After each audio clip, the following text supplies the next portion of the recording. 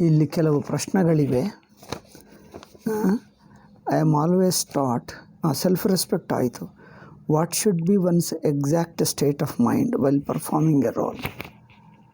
Performing a role, ನನ್ನ ಲೋಕದಲ್ಲಿ ವ್ಯವಹಾರದಲ್ಲಿ ಯಾವ ಪಾತ್ರ ಧರಿಸ್ತಾ ಇದ್ದೀನೋ ನಮ್ಮದು ಏನಿರಬೇಕು ಅಂದರೆ, ನೀವು ಪಾತ್ರ ಮೇಲೇ ದೃಷ್ಟಿ ಇಟ್ಟುಕೊಂಡರೆ ಪಾತ್ರಾಭಿಮಾನ ಬಂದುಬಿಡ್ತದೆ.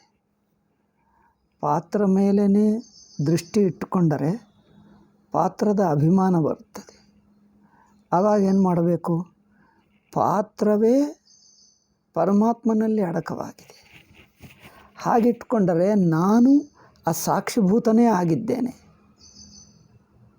ನಾನು ಸಾಕ್ಷಿಯಾಗಿ ಒಂದು ಸಣ್ಣ ಪಾತ್ರವನ್ನು ಹಿಡ್ಕೊಂಡೆ ಅಂದರೆ ಆ ಸಣ್ಣ ಪಾತ್ರದ ಅಭಿಮಾನ ಬಿಡುವುದೇ ಇಲ್ಲಿ ಪಾತ್ರವನ್ನು ಪ್ಲೇಯಿಂಗ್ ದ ರೋಲ್, ಪಾತ್ರವನ್ನು ವಹಿಸುವುದು. ಅಂದರೆ ನೀವು ಪಾತ್ರ ಮೇಲೇ ಅಭಿಮಾನ ಇಟ್ಕೊಂಡರೆ, ಪಾತ್ರ ಮೇಲೇ ದೃಷ್ಟಿ ಇಟ್ಟರೆ ಪಾತ್ರ ದಾಟಕ್ಕಾಗಲ್ಲ. ನೋಡಿ, ಪಾತ್ರೆಯನ್ನು ದಾಟಿರುವವನು ಪಾತ್ರ ಚೆನ್ನಾಗಿ ಆಡೋಕ್ಕಾಗ್ತದೆ. ಪಾತ್ರವನ್ನು ಧರಿಸಲು ನಟ ನೋಡಿ, ತಾನು ಪಾತ್ರ ಅಲ್ಲ, ಪಾತ್ರವನ್ನು ದಾಟಿ ಇದ್ದ ನಟ ಎಂದು ತಿಳ್ಕೊಂಡರೆ ಪಾತ್ರ ನಡೆಸುವುದು ಸುಲಭವಾಗ್ತದೆ. ನಾನು ಪಾತ್ರನೇ ಅಂದು ಇಟ್ಕೊಂಡರೆ ಅಂದರೆ ಜೀವನದ ಘಟನೆಗಳು, ಸುಖ ದುಃಖಗಳು ಎಲ್ಲ ನಿಜವಾಗುತ್ತವೆ. ನಿಜ ಅಂದರೆ ಅವು ನಿಜವಾಗಿ ನಮ್ಮನ್ನು ಹಿಂಸಿಸುತ್ತವೆ, ಸುಖವನ್ನು ದುಃಖವನ್ನು ಉಂಟು ಮಾಡ್ತವೆ. ಯಾವಾಗ ಪಾತ್ರದ ಘಟನೆಗಳು ನಿಜವಾಗಿ ಬಿಡ್ತವೆ, ಆವಾಗ ಅದನ್ನು ವಹಿಸುವುದಾಗಲ್ಲ. ನಿಜವಾಗಿ ಇಟ್ಟರೆ ನಾವು ನಿಜವಾಗಿ ರಿಯಾಕ್ಟ್ ಮಾಡ್ತೀವಿ, ಸಂಭ್ರಮ ಪಟ್ಕೊಳ್ತೀವಿ ಅಥವಾ ಬೇಜಾರು ಮಾಡ್ಕೊಳ್ತೀವಿ. ನಿಜವಾಗಿ ರಿಯಾಕ್ಟ್ ಆಗ್ತೀವಿ. ನಮ್ಮ ರಿಯಾಕ್ಷನ್ಗಳು ನಾಟಕ ಆಗಬೇಕಂದರೆ ನಮ್ಮ ಪ್ರತಿಕ್ರಿಯೆಗಳು, ನಾನು ಪಾತ್ರವನ್ನು ದಾಟಿ ಇರಬೇಕು, ನಾನು ಸಾಕ್ಷಿ ಆಗಬೇಕು. ಆದ್ದರಿಂದ ಮೊದಲನೆಯ ಹೆಜ್ಜೆ ಏನೆಂದರೆ ಕರ್ಮಯೋಗ ಹೆಜ್ಜೆ. ಎರಡನೆಯ ಹೆಜ್ಜೆ ಸಾಕ್ಷಿಭಾವ. ಸಾಕ್ಷಿಭಾವ ಅಂದರೆ ಸಾಕ್ಷಿ ಜ್ಞಾನ. ಕರ್ಮಯೋಗದಲ್ಲಿ ವಿಶ್ವರೂಪಕ್ಕೆ ನಾನು ಸಲಕರಣ ಆಗಿದ್ದೇನೆ. ನೀವು ಕಂಪನಿಯಲ್ಲಿ ಉದಾಹರಣೆ ಹೇಳ್ತಾ ಇದ್ದೀನಿ. ನೀವು ಒಂದು ಕಂಪನಿಗೆ ಕೆಲಸ ಮಾಡ್ತಾ ಇದ್ದರೆ ಆ ಕಂಪನಿ ಪರವಾಗಿ ವಿವಿಧ ಕಸ್ಟಮರ್ಸ್ಗೆ ಹತ್ತಿರ ಹೋಗ್ತಾನೆ, ರೆಪ್ರೆಸೆಂಟೇಟಿವ್ ಆಗಿ ಮಾತಾಡ್ತಾನೆ, ಹೇಳ್ತಾನೆ, ನಾವು ಈ ವಸ್ತುವನ್ನು ಮಾಡ್ತೀವಿ ಅಂತ. ಅವರೇನು ಹೇಳ್ತಾರೆ, ಸಮ್ಟೈಮ್ಸ್ ಕೆಲವೊಮ್ಮೆ ಆ ಕಸ್ಟಮರ್ ಏನು ಹೇಳ್ತಾನೆ, ಹಿಂದೆ ನೀವು ಹಾಗೆ ಮಾಡಿದ್ದೀರಿ, ನಿಮ್ಮ ವಸ್ತು ಇದು ತಪ್ಪಿತ್ತು, ನಮಗೆ ಈಗ ಲಾಸ್ ಆಯಿತು, ನಮಗೆ ಪೂರ್ ಕ್ವಾಲಿಟಿ ಅಂದರೆ ಕೆಟ್ಟ ವಸ್ತು ನಮಗೆ ಸಿಕ್ಕಿತು ಅವರು ಹೇಳ್ತಾನೆ. ಆವಾಗ ಏನಾಗುತ್ತದೆ, ನೀವು ಕಂಪನಿಗೆ ಇತ್ತೀಚೆಗೆ ಸೇರಿಕೊಂಡಿದ್ದೀರಿ, ನಿಮಗಿಂತ ಹಿಂದಿನವರು ಯಾರೋ ಏನೋ ಮಾಡಿದ್ದಾರೆ, ಅದರಿಂದ ತಪ್ಪಾಯಿತು. ಈಗ ನೀವು ಕಸ್ಟಮರ್ಗೆ ಹತ್ತಿರ ಹೋದರೆ ಅವರು ನಿಮ್ಮ ಹಿಂದೆ ಹೀಗೆ ಮಾಡಿದ್ದೀರಿ ಎಂದು ಆ ಕಂಪನಿಯನ್ನು ಹೇಳತಕ್ಕದ್ದು ನಿಮಗೆ ಹೇಳ್ತಾನೆ. ನೀವು ಆವಾಗ ಏನು ಮಾಡ್ತೀರಿ? ನಾನು ಮಾಡಲಿಲ್ಲ, ನಮಗಿಂತ ಹಿಂದೆ ಯಾರೋ ಇದ್ದರು, ನನ್ನ ತಪ್ಪಿಲ್ಲ ಎಂದು ಹಾಗೆ ಹೇಳ್ತೀರಾ? ನೀವು ಕಂಪನಿ ಜವಾಬ್ದಾರಿ ತಗೊಳ್ಳಬೇಕು. ನಿಮಗಿಂತ ಹಿಂದಿನವರು ಮಾಡಲಿ, ನೀವು ಮಾಡಲಿ, ಒಟ್ಟುವಾಗಿ ಸಮಷ್ಟಿಯಾಗಿ ತಗೊಳ್ಳಬೇಕು. ನಾನು ಮಾಡಲಿಲ್ಲ, ಅವರು ಮಾಡಿದ್ದರು, ನನಗೇಕೆ ಹೇಳುವುದು ಅಂದರೆ ಅದು ಕಂಪನಿ ಲಕ್ಷಣ ಅಲ್ಲ, ಅದು ವೈಯಕ್ತಿಕವಾಗಿ ಮಾತಾಡುವುದಾಗ್ತದೆ. ನಾವು ಒಟ್ಟು ಕಂಪನಿ ದೃಷ್ಟ್ಯ ನೋಡಬೇಕು. ಆದ್ದರಿಂದ ನಿಮ್ಮ ಜಾಗದಲ್ಲಿ ನಿಮಗಿಂತ ಹಿಂದಿನ ಮ್ಯಾನೇಜರ್ ಏನಾದರೂ ತಪ್ಪು ಮಾಡಿದ್ದರೆ ಅದನ್ನು ಜವಾಬ್ದಾರಿ ತಗೊಂಡು, ಅಂದರೆ ರೆಸ್ಪಾನ್ಸಿಬಿಲಿಟಿ ತಗೊಂಡು, ಅದಕ್ಕೆ ತಪ್ಪಿದ್ದರೆ ಸರಿ ಮಾಡುವುದು, ಅಂಥದ್ದು ಏನೇನು ಮಾಡಬೇಕೋ ಏನೇನು ಹೇಳಬೇಕೋ ಹೇಳ್ತೀವಿ. ಅಂದರೆ ನಾವು ಒಂದು ಕಂಪನಿಗೆ ಪರವಾಗಿ ಕೆಲಸ ಮಾಡಿದ್ದರೆ ಆ ಕಂಪನಿಯ ಇಡೀ ಜವಾಬ್ದಾರಿ ತಗೊಂಡು ಮಾತಾಡ್ತೀವಿ. ಇನ್ನೊಂದು ಬಗೆ ನೋಡಬೇಕಾದರೆ ಕಂಪನಿಗೆ ನಾನು ಸಲಕರಣ ಮಾತ್ರ, ಅದರ ಸುಖ ದುಃಖಗಳು ಲಾಭ ನಷ್ಟಗಳು ನನ್ನ ಪರ್ಸನಲ್ ಆಗಿಸ್ಕೊಂಡು ನಾನು ಬೇಜಾರು ಮಾಡಿಕೊಳ್ಳಲ್ಲ. ಇದು ಇನ್ನೊಂದು ದೃಷ್ಟಿ, ಅದು ಟೋಟಲಿ ಅಪೋಸಿಟ್ ಅನಿಸುತ್ತದೆ. ಹಾಗೆ ವಿಶ್ವರೂಪ ಪರಮಾತ್ಮ ಜಗತ್ತನ್ನು ನಡೆಸುತ್ತಾ ಇದ್ದಾನೆ, ಅದರಲ್ಲಿ ನಾನು ಸಲಕರಣೆ. ನನ್ನ ಪಾತ್ರ ನಾನು ನಿರ್ವಹಿಸ್ತೇನೆ. ನನ್ನ ಪಾತ್ರವನ್ನು ನಾನು ನಿರ್ವಹಿಸ್ತಾ ಇದ್ದರೂ ಅದರ ಲಾಭ ನಷ್ಟಗಳು ಒಟ್ಟು ಬ್ರಹ್ಮಾಂಡಕ್ಕೆ ಸೇರುತ್ತವೆ. ನಾನು ಪರ್ಸನಲ್ಲಿ ನನ್ನ ಮೇಲೆ ಹಾಕ್ಕೊಂಡು ನಾನೇನು ಬೇಜಾರು ಮಾಡಬೇಕಾಗಿಲ್ಲ. ಈ ತರಹ ನೋಡಿದ್ದರೆ ನಾವು ಪರ್ಸನಲ್ ಟೆನ್ಷನ್ನು ಪರ್ಸನಲ್ಗಳು ನೋಡಲ್ಲ. ಅದೇ ಇಲ್ಲಿ ಬೇಕಾಗಿತ್ತು. How do I use the ಏನದು I as a tool without getting it become a permanent residence for ego. ಅಂದರೆ ಅದೇ ಪರ್ಮನೆಂಟು ಅಂದರೆ ಶಾಶ್ವತವಾದ ಅಹಂಬುದ್ಧಿ ಇಟ್ಕೊಳ್ಳುವುದಿಲ್ಲ. ಶಾಶ್ವತವಾದ ಅಂದರೆ ಅಹಂಬುದ್ಧಿಯನ್ನು ಸ್ಥಿರವಾಗಿಟ್ಕೊಳ್ಳುವುದಿಲ್ಲ. ಟೆಂಟೇಟಿವ್ ಅಹಂಬುದ್ಧಿ ಅಸ್ಯೂಮ್ ಮಾಡ್ತೀವಿ ಅಷ್ಟೇ. ತಾತ್ಕಾಲಿಕವಾಗಿ ನಾನು ಎಂದಂತೆ ಮಾಡಿ ಆ ಕೆಲಸ ಮಾಡ್ತೀವಿ. ಆ ನಾನೆನ್ನುವುದು ಸ್ಥಿರವಾದ ಸತ್ಯವಲ್ಲ. ನಾನೆಂಬ ಬುದ್ಧಿ ಇಲ್ಲದ ಸಾಕ್ಷ್ಯ ಸ್ಥಿರ. ಒಟ್ಟು ಅವಸ್ಥೆಯನ್ನು ತಿಳಿಯುವ ಅರಿವೇ ಸ್ಥಿರವಾಗಿದೆ. ಆ ಅರಿವೇ ಸ್ಥಿರವಾಗಿದೆ. ನಾನೆಂಬ ವೃತ್ತಿ ತಾತ್ಕಾಲಿಕ, ಆ ಸಂದರ್ಭಕ್ಕೆ ಮಾತ್ರ ಇದೆ. ಹೀಗೆ ನೋಡ್ತೀವಿ. ಇದೇ ಕರ್ಮಯೋಗ ಭಾವ ಅಲ್ಲವೇ? ಈಗ ಮುಂದಿನ ಪ್ರಶ್ನೆ ನೋಡೋಣ. How do I identify where if I am using spiritual concepts as an escape from karma duties or if I am applying absolute truth to relative situations where they don't belong. ಅಂದರೆ ನಾನು ಸಿನ್ಸಿಯರ್ ಆಗಿದ್ದರೆ, ಪ್ರಾಮಾಣಿಕವಾಗಿದ್ದರೆ ನಾನು ತಪ್ಪಿಸ್ಕೊಳ್ತಾ ಇದ್ದೀನ ಅಥವಾ ನಿಜವಾಗಿ ಮಾಡ್ತಾ ಇದ್ದೀನ ಗೊತ್ತಾಗ್ತದೆ. ಅಂದರೆ ನನ್ನ ಕರ್ತವ್ಯ ಮಾಡತಕ್ಕದ್ದು ತಪ್ಪಿಸ್ಕೊಳ್ಳುವುದು. ಅಂದರೆ ಇಲ್ಲಿ ಹೇಳಿದರು where I am using spiritual concepts as an escape from duties.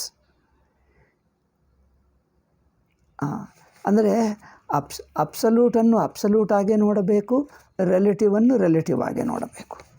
ಪೂರ್ಣ ತತ್ವವನ್ನು ಆತ್ಮವನ್ನು ಪೂರ್ಣವಾಗೇ ನೋಡಬೇಕು, ವ್ಯವಹಾರವು ವ್ಯವಹಾರವಾಗಿ. ಅಂದರೆ ವ್ಯವಹಾರವು ತಾತ್ಕಾಲಿಕ, ಆಯಾ ಪಾತ್ರವನ್ನು ಧರಿಸಿ ನಡೆಯುತ್ತಾ ಇದ್ದೇವೆ ಅಷ್ಟೇ.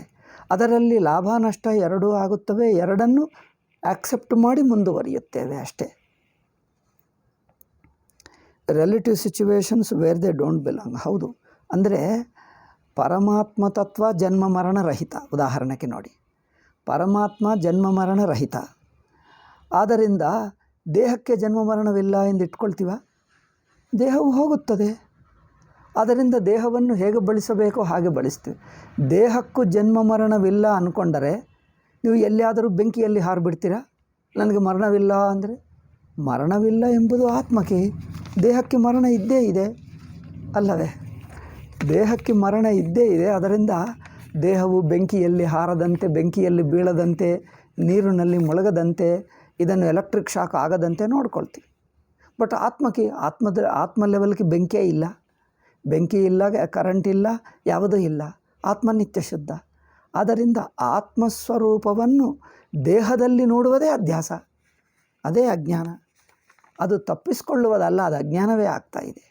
ಈಗ ನಾವು ವ್ಯಕ್ತಿಯಾಗಿ ಸಮಾಜದಲ್ಲಿ, ಕುಟುಂಬದಲ್ಲಿ ನಾವು ಕೆಲಸ ಮಾಡ್ತೀವಿ. ಆ ತಪ್ಪಿಸಿಕೊಳ್ಳುವುದು ಯಾವಾಗ ಆಗುತ್ತದಂದರೆ ಕೆಲಸ ನಿಮಗೆ ಭಾರವೆನಿಸಿದ್ದರೆ ತಪ್ಪಿಸ್ಕೊಳ್ತೀವಿ. ಭಾರ ಏಕೆ ಆಗ್ತದೆ ಅಂದರೆ ನಾನು ಫೇಲ್ ಆಗ್ತೀನೇನೋ ಎಂದು ಭಯ. ನೋಡಿ, ನಾವು ನಿರೀಕ್ಷಣೆ ಇಟ್ಕೊಂಡರೆ, ಕರ್ಮಫಲದ ಆಸಕ್ತಿ ಇದ್ದರೆ ಕರ್ಮ ಭಾರವಾಗುತ್ತದೆ. ನಾನು ಹಾಗೆ ಚೆನ್ನಾಗಿ ಆಗಬೇಕು, ಫೇಲ್ ಆಗಬಾರದು, ನಾನು ಹಾಗೇ ಇರಬೇಕು, ಅದೇ ಆಗಬೇಕು, ಇದೇ ಆಗಬೇಕು ಅಂದರೆ ಕರ್ಮಫಲದ ಆಸಕ್ತಿ ಇಟ್ಕೊಂಡರೆ ಕರ್ಮ ಮಾಡುವುದು ಭಾರವಾಗುತ್ತದೆ. ಕರ್ಮ ಮಾಡುವುದು ಭಾರವಾದರೆ ತಪ್ಪಿಸಿಕೊಳ್ಳುವುದಕ್ಕೆ ಪ್ರಯತ್ನ ಮಾಡ್ತಾನೆ. ತಪ್ಪಿಸಿಕೊಳ್ಳುವುದು ಏಕಾಗ್ತದೆ? ಮಾಡತಕ್ಕ ಕೆಲಸ ಏಕೆ ಮಾಡ್ತಾ ಇಲ್ಲ ಅಂದರೆ ಅದು ಭಾರ ಅನಿಸುತ್ತದೆ, ಟೆನ್ಷನ್ ಅನಿಸುತ್ತದೆ. ಟೆನ್ಷನ್ ಅನಿಸುವುದರಿಂದ ಕೆಲಸವನ್ನು ತಪ್ಪಿಸಿಕೊಳ್ಳಲು ಪ್ರಯತ್ನ ಮಾಡ್ತಾನೆ. ಟೆನ್ಷನ್ ಎರಡು ಬಗೆ. ಅಂದರೆ ಭಾರ, ಶಾರೀರಿಕ ಭಾರ ಯಾರಿಗಾದರೂ ಆಗುತ್ತದೆ. ಶರೀರ ಕೆಲಸ ಮಾಡಿದರೆ ಸ್ವಲ್ಪ ಹೊತ್ತಿಗೆ ಆಯಾಸ ಆಗುತ್ತದೆ, ಅದಕ್ಕೆ ಸ್ವಲ್ಪ ಹೊತ್ತು ವಿಶ್ರಾಂತಿ ತಗೊಂಡರೆ ಹೋಗುತ್ತದೆ. ಮನಸ್ಸು ಅಷ್ಟೇ, ಕೆಲಸ ಮಾಡಿ ಮಾಡಿ ಟಯರ್ಡ್ ಆದರೆ ಸ್ವಲ್ಪ ವಿಶ್ರಾಂತಿ ತಗೊಂಡರೆ ಅದಕ್ಕೆ ಮತ್ತೆ ಆರಾಮಾಗುತ್ತದೆ, ಶಕ್ತಿ ಬರುತ್ತದೆ. ಇಲ್ಲದಿದ್ದರೆ ನಾವು ಮಾನಸಿಕ ಭಾರ, ಶಾರೀರಿಕ ಭಾರ ಅನಿಸಿ ಕೆಲಸ ಬಿಟ್ಟು ಬಿಡ್ತೀವಿ, ತಪ್ಪಿಸ್ಕೊಳ್ತೀವಿ, ಕೆಲಸ ಮಾಡಲ್ಲ. ಯಾರು ಮಾಡ್ತಾರೆ ಅಷ್ಟೆಲ್ಲ ಭಾರ. ಅದು ಏಕೆ ಅನಿಸುತ್ತದೆ ಅಂದರೆ ಅದು ಕರ್ಮಫಲಾಸಕ್ತಿ ಇರುವುದರಿಂದ. ಕರ್ಮಫಲಾಸಕ್ತಿ ಅಂದರೆ ಒಂದು ಫಿಕ್ಸ್ಡ್ ಎಕ್ಸ್ಪೆಕ್ಟೇಷನ್ ಇಟ್ಕೊಂಡು ಹೀಗೇ ಆಗಬೇಕು, ಇದೇ ಆಗಬೇಕು ಎಂದು ಗಟ್ಟಿಯಾಗಿ ಆಸಕ್ತಿ ಇಟ್ಟುಕೊಳ್ಳುವುದರಿಂದ ಮನಸ್ಸಿಗೂ ಟೆನ್ಷನ್ ಆಗ್ತದೆ. ಆವಾಗ ಏನು ಮಾಡಬೇಕು? ಮನಸ್ಸನ್ನು ಹಗುರವಾಗಿ ಇಟ್ಕೊಂಡರೆ ಟೆನ್ಷನ್ ಅನಿಸಲ್ಲ. ಟೆನ್ಷನ್ ಅನಿಸದಿದ್ದರೆ ಶರೀರದ್ದು ಎಷ್ಟೊತ್ತು ಕೆಲಸ ಮಾಡ್ತೀವಿ, ಏನದು ಭಾರವನ್ನಿಸಿದ್ದರೆ ಏನದು ಟಯರ್ಡ್ಗೆ ಏನು ಹೇಳ್ತಾರೆ, ಆಯಾಸವನ್ನಿಸಿದ್ದರೆ ಸ್ವಲ್ಪ ಹೊತ್ತು ವಿಶ್ರಾಂತಿ ತಗೊಳ್ತೀವಿ. ಮನಸ್ಸು ಅಷ್ಟೇ, ಆಯಾಸವನ್ನಿಸಿದ್ದರೆ ವಿಶ್ರಾಂತಿ ತಗೊಳ್ತೀವಿ, ಮಂತ್ರ ಮಾಡ್ತೀವಿ. ಮಾಡುವುದರಲ್ಲಿ ಟೆನ್ಷನ್ ಇದ್ದರೆ ಕೆಲಸದಲ್ಲಿ ತಪ್ಪಿಸ್ಕೊಳ್ಳಬೇಕನ್ನಿಸುತ್ತದೆ. ತಾನು ಮಾಡುವ ಕೆಲಸ ಏಕೆ ತಪ್ಪಿಸ್ಕೊಳ್ತಾನೆ ಅಂದರೆ ಅದರಲ್ಲಿ ಟೆನ್ಷನ್, ಅದರಲ್ಲಿ ಕೀಳು ಭಾವನೆ, ಅಯ್ಯೋ ನಾನು ಕಮ್ಮಿಯಾಗಿ ಬಿಡ್ತೀನೋ, ನನಗೆ ಇನ್ಸಲ್ಟ್ ಆಗ್ತದೋ ಎಂದುವುದರಿಂದ ಅದು ಮಾಡಲ್ಲ. ಅದು ಯಾವಾಗ ಅದು ಏಕೆ ಅಂದರೆ ಆಸಕ್ತಿ ಅಭಿಮಾನದಿಂದ. ಆಸಕ್ತಿ ಅಭಿಮಾನ ಬಿಟ್ಟಿರುವವನಿಗೆ ಮನಸ್ಸು ಹಗುರವಾಗಿರುತ್ತದೆ. ಮನಸ್ಸು ಹಗುರವಾಗಿದ್ದರೆ ಒಂದು ಸಹಜವಾದ ಉತ್ಸಾಹ ಇರುತ್ತದೆ, ನ್ಯಾಚುರಲ್ ಎಂಥೂಸಿಯಾಸಮ್. ಎಷ್ಟು ಮಾಡಿದ್ದರದೊಂದು ಲೀಲೆಯಾಗಿ ಆನಂದವಾಗಿ ಆಟ ಆಡ್ತಾನೆ, ಆಟಯಾಗಿ ಕೆಲಸ ಮಾಡ್ತಾನೆ. ತನ್ನ ಜೀವನ ಕೆಲಸವೇ ಒಂದು ಆಟ. ಇಡೀ ಜೀವನ ಪಾತ್ರಗಳೆಲ್ಲ ಒಂದು ಆನಂದವಾಗಿ ಆಡುವ, ಹಾಯಿಯಾಗಿ ಆಡುವ ಒಂದು ಆಟ. ನೀವು ಎಷ್ಟೆಷ್ಟು ಆಟಯಾಗಿ ಆಡ್ತಿರೋ ಅಷ್ಟಷ್ಟು ಯಾವುದೂ ತಪ್ಪಿಸ್ಕೊಳ್ಳಲ್ಲ. ತನ್ನ ಕರ್ತವ್ಯಗಳು, ಜವಾಬ್ದಾರಿಗಳು ತಪ್ಪಿಸ್ಕೊಳ್ಳಲ್ಲ. ಇನ್ನೊಬ್ಬರು ನನ್ನನ್ನು ನೋಡಿ ತಪ್ಪು ತಿಳ್ಕೊಳ್ತಾರೇನೋ ಅಂದರೆ ಅದು ಮತ್ತೆ ಈಗೋಕ್ಕೆ ಹರ್ಟ್ ಆಗ್ತಾಯಿದೆ. ಅಯ್ಯೋ ನನ್ನನ್ನು ತಪ್ಪು ತಿಳ್ಕೊಳ್ಳಲಿ ಏನಿದೆ, ನಾನು ಒಳ್ಳೆಯ ಕೆಲಸ ಮಾಡ್ತಾ ಇದ್ದೀನಿ, ಅವರು ತಪ್ಪು ತಿಳ್ಕೊಳ್ಳಲೇ ಆಗಲಿ, ನಂತರ ನಾನು ಕ್ಲಿಯರ್ ಮಾಡ್ತೀನಿ. ಕ್ಲಿಯರ್ ಆಗದಿದ್ದರೆ ನಾನು ಒಳ್ಳೆಯದೇ ಮಾಡ್ತೀನಿ. ನನ್ನಿಂದ ಅವಕಾಶವಿರುವವರೆಗೂ ನಾನು ಪ್ರಯತ್ನ ಮಾಡಿ ಹೇಳ್ತೀನಿ, ಅದು ನಾನು ಮಾಡಲಿಲ್ಲ, ನನ್ನ ಉದ್ದೇಶವಾದಲ್ಲ, ನಾನು ಈಗ ಮಾಡಿದ್ದೀನಿ. ಹೇಳಿದ್ದರೂ ಅವ್ರು ತಪ್ಪರ್ಥ ಮಾಡಿಕೊಂಡರೆ ಅಥವಾ ಅವ್ರು ಹೇಳುವುದಕ್ಕೆ ಅವಕಾಶವೇ ಕೊಡದಿದ್ದರೆ ಏನು ಮಾಡ್ತೀವಿ? ಮತ್ತೊಂದು ಸಲ ಅವಕಾಶ ಸಿಕ್ಕಿದಾಗ ಹೇಳೋಣ, ಬಿಟ್ಟುಬಿಡ್ತಾನೆ ಅಷ್ಟೇ, ಬೇಜಾರು ಮಾಡಿಕೊಳ್ಳಲ್ಲ. ಏಕೆಂದರೆ ಅಯ್ಯೋ ನನ್ನನ್ನು ತಪ್ಪಾಗಿ ತಿಳ್ಕೊಳ್ತಾನೆ, ಅದು ಪರ್ಸನಲ್ಗೆ ತಗೊಂಡರೆ ಹರ್ಟ್ ಆಗ್ತಾನೆ, ಬೇಜಾರಾಗ್ತದೆ. ಅದು ಪರ್ಸನಲ್ ಅಲ್ಲದೆ ಇದೆಲ್ಲ ಲೀಲಾ ಮಾತ್ರ ಎಂದು ತಗೊಂಡರೆ, ಲೀಲೆ ಮಾತ್ರ, ಇದೆಲ್ಲ ಲೀಲೆ. ಲೀಲಾ ಅಂದರೆ ಒಂದು ಆಟ ಹಾಗೆ ಆಡ್ತಾ ಇದ್ದಾನೆ ಆನಂದವಾಗಿ ಆಟ ಆಡುವುದೇ ಲೀಲೆ ಅಷ್ಟೇ. ಎಲ್ಲವೂ ಲೀಲನೆ. ಆವಾಗ ಈ ತಪ್ಪಿಸ್ಕೊಳ್ಳುವುದು ಟೆನ್ಷನು ಇರುವುದಿಲ್ಲ. ಆಯಿತಾ? 3 ಪ್ರಶ್ನೆಗಳಾಯಿತು. ಇನ್ನು 4ನೇದೇನಾದರೂ ಉಳಿದಿದೆಯಾ ನೋಡ್ತೀನಿ. ಐ ಥಿಂಕ್ ಒಂದು ಆನ್ಸರ್ ಹೇಳಿಕೊಟ್ರೆ ಎಲ್ಲ ಆನ್ಸರ್ಗಳು ಅದರಲ್ಲೇ ಬಂದುಬಿಡ್ತವೆ. 4ನೇದಲ್ಲ, ಇನ್ನು 3ನೇದಲ್ಲದೆ ಇನ್ನೊಂದಿದೆ, ಬಿ ಇದೆ. ಏನದು? What are the limitations of bringing the absolute into the relative. ಅಬ್ಸಲ್ಯೂಟನ್ನು ರಿಲೇಟಿವ್ಗೆ ತರುವಕ್ಕೆ ಆಗುವುದೇ ಇಲ್ಲ. ಅಬ್ಸಲ್ಯೂಟನ್ನು ಅಂದರೆ ಪರಿಪೂರ್ಣ ಆತ್ಮ ಸರ್ವವ್ಯಾಪಕ, ಅದನ್ನು ವೈಯಕ್ತಿಕಕ್ಕೆ ತರಕ್ಕಾಗ್ತದೆ. ಆತ್ಮ ಆನಂದ, ಅದನ್ನು ವೈಯಕ್ತಿಕಕ್ಕೆ ಇಂದ್ರಿಯ ಮಟ್ಟಕ್ಕೆ, ದೇಹ ಮಟ್ಟಕ್ಕೆ ಹೇಗೆ ತರಕ್ಕಾಗ್ತದೆ? ಆದ್ದರಿಂದ ಪರಮಾತ್ಮವನ್ನು ರಿಲೇಟಿವ್ಗೆ ತರುವುದು ಎಂಬ ಮಾತುಕ್ಕೆ ಅರ್ಥವಿಲ್ಲ. ರಿಲೇಟಿವೇ, ಆದರೆ ರಿಲೇಟಿವ್ನಲ್ಲಿ ನಮಗೆ ಇರುವ ಕೊರತೆ ಅನಿಸುತ್ತದೆ ಅಲ್ಲವೇ? ರಿಲೇಟಿವ್ ಅಂದರೆ ಸಾಪೇಕ್ಷ, ಪರಿಮಿತ, ವ್ಯಾವಹಾರಿಕದಲ್ಲಿ ಯಾವ ಕುಂದುಕೊರತೆಗಳು ಅನಿಸುತ್ತವೋ ಕುಂದುಕೊರತೆಗಳು ಒಪ್ಪಿಕೊಂಡೇ ಮಾಡ್ತೀವಿ. ಅದೇನು ಹೋಲಿ ಹಬ್ಬದಲ್ಲಿ ಇದು ಕೊಳೆ ಆಗುತ್ತದೆ ಎಂದು ಬೇಕೆಂದೇ ಮುಖಕ್ಕೆ ಅಂಟಿಸ್ತಾರೆ, ಬಟ್ಟೆ ಮೇಲೆ ಹಾಕ್ಕೊಳ್ತಾರೆ. ಕೊಳೆ ಆಗುತ್ತದೆ ಎಂದು ಒಪ್ಪಿಕೊಂಡೇ ಆಗ್ತೀವಿ. ಬೇರೆ ದಿವಸ ಹಾಕಿದರೆ ಅಯ್ಯೋ ಕೊಳೆ ಆಗಿಬಿಟ್ಟಿತು, ಅಯ್ಯೋ ಬಟ್ಟೆ ಹಾಳಾಯಿತು, ನನ್ನ ಮುಖವನ್ನೆಲ್ಲ ಹೀಗೆ ಮಾಡಿದ್ದೀವಿ ಅಂದ್ಕೊಳ್ತೀವಿ. ನಾವು ಮೊದಲೇ ಮನಸ್ಸು ಒಪ್ಪಿಕೊಂಡರೆ ಇದೆಲ್ಲ ಬಣ್ಣ ಹಾಕ್ತಾನೆ, ಮುಖ ಎಲ್ಲ ಕೊಳೆ ಆಗುತ್ತದೆ, ಆಗಲಿ ಅದೆಂದು ಆಟ ಅಂದ್ಕೊಂಡೇ ಒಪ್ಪಿಕೊಂಡೇ ಮಾಡ್ತೀವಿ. ಹಾಗೆ ಒಪ್ಪಿಕೊಂಡೇ ಮಾಡಿದ್ದಾಗ ರಿಲೇಟಿವ್ ಆಗಿರುತ್ತದೆ, ಸಾಪೇಕ್ಷವಾಗಿರುತ್ತದೆ. ಪರಿಮಿತದಲ್ಲಿ ಕುಂದುಕೊರತೆಗಳು ಇದ್ದೇ ಇರುತ್ತವೆ, ಪರ್ಫೆಕ್ಟ್ ಆಗಿರುವುದಿಲ್ಲ. ವ್ಯಾವಹಾರಿಕದಲ್ಲಿ ದೇಹೇಂದ್ರಿಯ ಮನಸ್ಸುಗಳಿಂದ ಪಾತ್ರ ಧರಿಸುತ್ತಾ ನಾವು ಮಾರುವ ಕೆಲಸಗಳು ಎಲ್ಲವೂ ಅಸಂಪೂರ್ಣವಾಗಿರುತ್ತವೆ. ಆದಷ್ಟು ಮಟ್ಟಿಗೂ ಒಳ್ಳೆಯದು ಮಾಡ್ತೀವಿ ಅಷ್ಟೇ, ಆದರೂ ಪರ್ಫೆಕ್ಟ್ ಎನ್ನುವುದು ಯಾರೂ ಇಲ್ಲ. ಇದನ್ನು ಪರ್ಫೆಕ್ಟ್ ಎನ್ನುವುದು ಯಾರಿಲ್ಲ ಎಂದು ಒಪ್ಪಿಕೊಂಡು ಅದರಿಂದ ಆದಷ್ಟು ಮಟ್ಟಿಗೂ ಬೆಸ್ಟ್ ಮಾಡ್ತಾ ಹೋಗ್ತೀವಿ. ಆದರೂ ಕೆಲವರು ಬೇಜಾರು ಮಾಡಿಕೊಂಡರೆ ಅಯ್ಯಯ್ಯೋ ನಿನಗೆ ಬೇಜಾರಾಯಿತಾ ಎಂದು ದಯ ತೋರಿಸ್ತೀವಿ, ಬಿಡ್ತೀವಿ ಅಷ್ಟೇ. ನಾವು ಶಾರೀರಿಕವಾಗಿ ನೀನು ಸಮಯಕ್ಕೆ ಬರ್ತೀನಿ ಎಂದು ಹೇಳ್ತೀವಿ, ಬರೋಕ್ಕಾಗಲ್ಲ. ಏನೋ ಸ್ಕೂಟ್ರ್ಗೇನೋ ತೊಂದರೆ ಕೊಟ್ಟಿತು, ಕಾರ್ಗೇನೋ ತೊಂದರೆ ಕೊಟ್ಟಿತು, ಬಸ್ ಲೇಟ್ ಆಯಿತು, ಏನೋ ಆಗಿಬಿಟ್ಟಿತು, ಲೇಟ್ ಆಯಿತು. ಅವ್ರು ಸಿಟ್ಟು ಮಾಡ್ಕೊಳ್ತಾನೆ, ಏನು ನೀವು ಆವಾಗ ಬರ್ತೀನಿ ಅಂತ ಹೇಳಿದ್ದು ಇಷ್ಟು ಲೇಟ್ ಆಯಿತು ಅಂದರೆ ನಾವೇನು ಹೇಳ್ತೀವಿ, ಹೌದು ಲೇಟ್ ಆಯಿತು ಈ ಕಾರಣದಿಂದ ಎಂದು. ಏಕೆ ಲೇಟ್ ಮಾಡಿದ್ವಿ, ಏಕೆ ಅಂದರೆ ಏನು, ಅದು ಆಯಿತು, ನಾವು ಮಾಡಬೇಕಂದ್ಕೊಂಡಿಲ್ಲ, ಸರಿಯಾದ ಸಮಯಕ್ಕೆ ಬರ್ತೀವಿ ಅಂದ್ಕೊಂಡಿದ್ದೀವಿ, ತಪ್ಪಾಯಿತು, ಏನು ಮಾಡ್ತೀವಿ, ಅವ್ರಿಗೆ ಬಾಯಿನಿಂದ ಕಂಪೆನ್ಸೇಟ್ ಮಾಡ್ತೀವಿ, ಸಾರಿ ಎಂದು ಹೇಳ್ತೀವಿ, ಬೇಜಾರು ಮಾಡಿಕೊಳ್ಳಬೇಡ ಎಂದು. We try to be kind to them, sympathetic to them, try to understand them. ಅವರಿಗೆ ಅವರ ದುಃಖವನ್ನು ತೆಗೆಯುವುದಕ್ಕೆ orally we remove them. Orally ಅಂದರೆ by our kind. Sometimes physically ಟೈಮ್ಗೆ ಬರೋಕ್ಕಾಗದಿದ್ದರೆ ಬಾಯಿದಿಂದ ಹೇಳಿ, I am sorry, I know you understand ಅಂದರೆ ಅವರ ದುಃಖವನ್ನು ನಾವು ಹಂಚಿಕೊಂಡರೆ ಮನಸ್ಸಿಗೆ ಅವರಿಗೆ ಹಗುರವಾಗುತ್ತದೆ, ಅಷ್ಟೇ ಹೊರತು. ಅಥವಾ ಫಿಸಿಕಲ್ಲೇ ಅವರಿಗೆ ತೊಂದರೆ ಆದರೆ ಮತ್ತೊಂದು ಹಣ ಖರ್ಚು ಮಾಡಿ ಇನ್ನೊಂದು ವಸ್ತು ತಂದು ಕೊಡ್ತೀವಿ, ಅಷ್ಟೇ. ವಸ್ತುವನ್ನು ಕಂಪೆನ್ಸೇಟ್ ಮಾಡ್ತೀವಿ. ಕಂಪೆನ್ಸೇಟ್ ಅಂದರೆ ಅದಕ್ಕೆ ನಷ್ಟ ಪರಿಹಾರ, ನಷ್ಟವನ್ನು ತುಂಬುವುದು. ಅಥವಾ ಮಾನಸಿಕವಾಗಿ ಕಂಪೆನ್ಸೇಟ್ ಮಾಡ್ತೀವಿ. ನಾವು ಫಿಸಿಕಲ್ಲಿ ಯಾರೂ ಪರ್ಫೆಕ್ಟ್ ಅಲ್ಲ, ಎಲ್ಲರೂ ಪರಿಮಿತವೇ. ಪರಿಮಿತದಿಂದ ಪರ್ಫೆಕ್ಷನ್ ಮಾಡೋಕ್ಕಾಗಲ್ಲ ಅಂದರೆ ಬೇಕೆಂದು ಕೇರ್ಲೆಸ್ ಮಾಡ್ತೀವಿ ಎಂದಲ್ಲ, ಉಪೇಕ್ಷೆ ಮಾಡ್ತೀವಿ. ನಮ್ಮಿಂದ ಆದಷ್ಟು ಮಟ್ಟಿಗೂ ಒಳ್ಳೆಯದು ಮಾಡ್ತೀವಿ. ಆದರೂ ಕೆಲವು ಕಾರಣಗಳಿಂದ ನಮ್ಮ ಶಕ್ತಿಗೆ ಮೀರಿರುವ, ನಮ್ಮ ಸಾಮರ್ಥ್ಯಕ್ಕೆ ಮೀರಿರುವ ಕೆಲವು ಕಾರಣಗಳಿಂದ ತಪ್ಪಾದರೆ ಏನು ಹೇಳ್ತೀವಿ, ಅಯ್ಯೋ ಪಾಪ ಅವರಿಗೆ ಲೇಟ್ ಆಯಿತು, ನಾನು ಸಮಯಕ್ಕೆ ಬರ್ತೀನಿ ಎಂದು ಹೇಳಿದೆ, ಅಯ್ಯೋ ಪಾಪ ಅವರು ಬೇಜಾರು ಮಾಡಿಕೊಂಡ ಎಂದು ಹೇಳಿ ದಯದಿಂದ ಮಾತಾಡಿಸ್ತೀವಿ. I know you are understood, I know you are hurt, ನಾನು ಲೇಟಾಗಿ ಬಂದೆ, ನಿಮಗೆ ತೊಂದರೆ ಕೊಟ್ಟೆ, ಸಾರಿ ಎಂದು ಹೇಳಿಬಿಟ್ಟು, ಅಥವಾ ಅವರಿಗೆ ಇನ್ನೊಂದು ವಿಷಯವಾಗಿ ಏನೋ ಬೇರೆ ವಸ್ತು ಕೊಟ್ಟು ಬೇರೆ ಕಂಪೆನ್ಸೇಟ್ ಮಾಡಿದ್ದರೆ ಆಯಿತು, ಆಗುತ್ತೆ. Ultimately you try to understand with your love and compassion, ಅಷ್ಟೇ.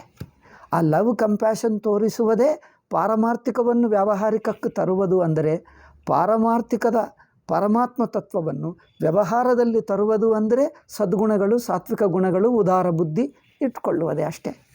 ಉದಾರ ಬುದ್ಧಿ, ಪ್ರೇಮ, ದಯೆ ಇದೆ. ನಿಸ್ವಾರ್ಥ ಪ್ರೇಮ, ನಿಸ್ವಾರ್ಥ ದಯೆ ಇವು ಇಟ್ಕೊಳ್ಳುವುದೇ ಪಾರಮಾರ್ಥಿಕವನ್ನು ವ್ಯವಹಾರದಲ್ಲಿ ತರುವುದಂದರೆ ಇದೆ. మరి ಬೇರೆ ಏನು ತರ್ತೀವಿ? ಪರ್ಫೆಕ್ಷನ್ ಹೇಗೆ ಮಾಡೋಕ್ಕಾಗ್ತದೆ?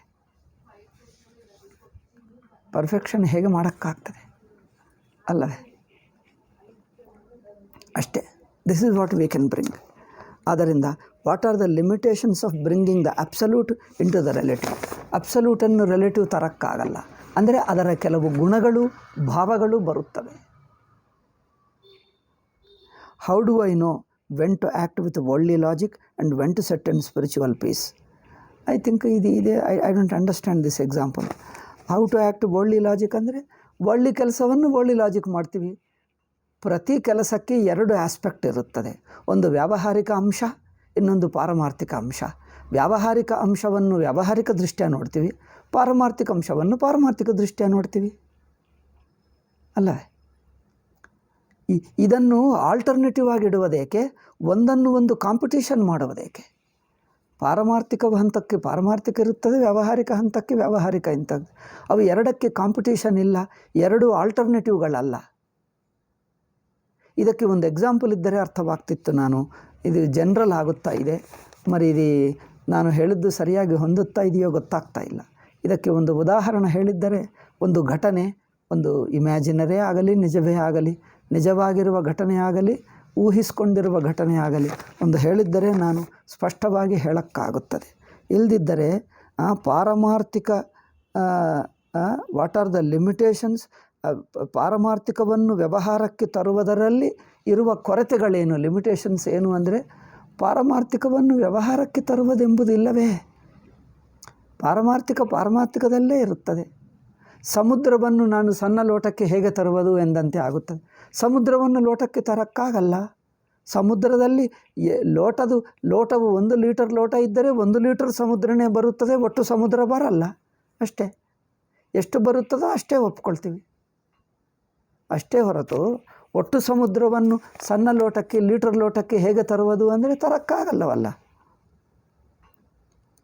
ಇನ್ನೊಂದು, how do I know when to act with worldly logic and when to set in spiritual peace? ಇದು ಆಲ್ಟರ್ನೇಟಿವ್ ಏನಲ್ಲವೇ? ಅದಕ್ಕಿದಕ್ಕೆ ಕಾಂಪಿಟೇಷನ್ ಅಲ್ಲವೇ? ಅದಕ್ಕಿದಕ್ಕೆ ಕಾಂಪಿಟೇಷನೇ ಇಲ್ಲ, ಆಲ್ಟರ್ನೇಟಿವೇ ಅಲ್ಲ. ವ್ಯವಹಾರವನ್ನು ವ್ಯವಹಾರ ಲಾಜಿಕ್ನಿಂದ ಇದು ಟೂ ಜನರಲ್ ಆಗ್ತಾ ಇದೆ. ಎಕ್ಸಾಂಪಲ್ ಹೇಳಿದ್ದರೆ ಅರ್ಥವಾಗ್ತದೆ, ಹೇಳೋಕ್ಕಾಗುತ್ತದೆ. When to act with worldly logic and when to set in spiritual peace. ನೀವು ವ್ಯಾವಹಾರಿಕ ಲಾಜಿಕ್ ಹೇಗೆ ಮಾಡಿದ್ದರೂ ಪೀಸ್ ಇರಲೇಬೇಕು. ವ್ಯಾವಹಾರಿಕ ದೃಷ್ಟಿಯಿಂದ ವ್ಯಾವಹಾರಿಕ ತರ್ಕದಿಂದ ಹೊಂದದಿದ್ದರೂ ಮಾನಸಿಕ ಪೀಸ್ ಇರಲೇಬೇಕು, ಆಧ್ಯಾತ್ಮಿಕ ಪೀಸ್ ಇರಲೇಬೇಕು.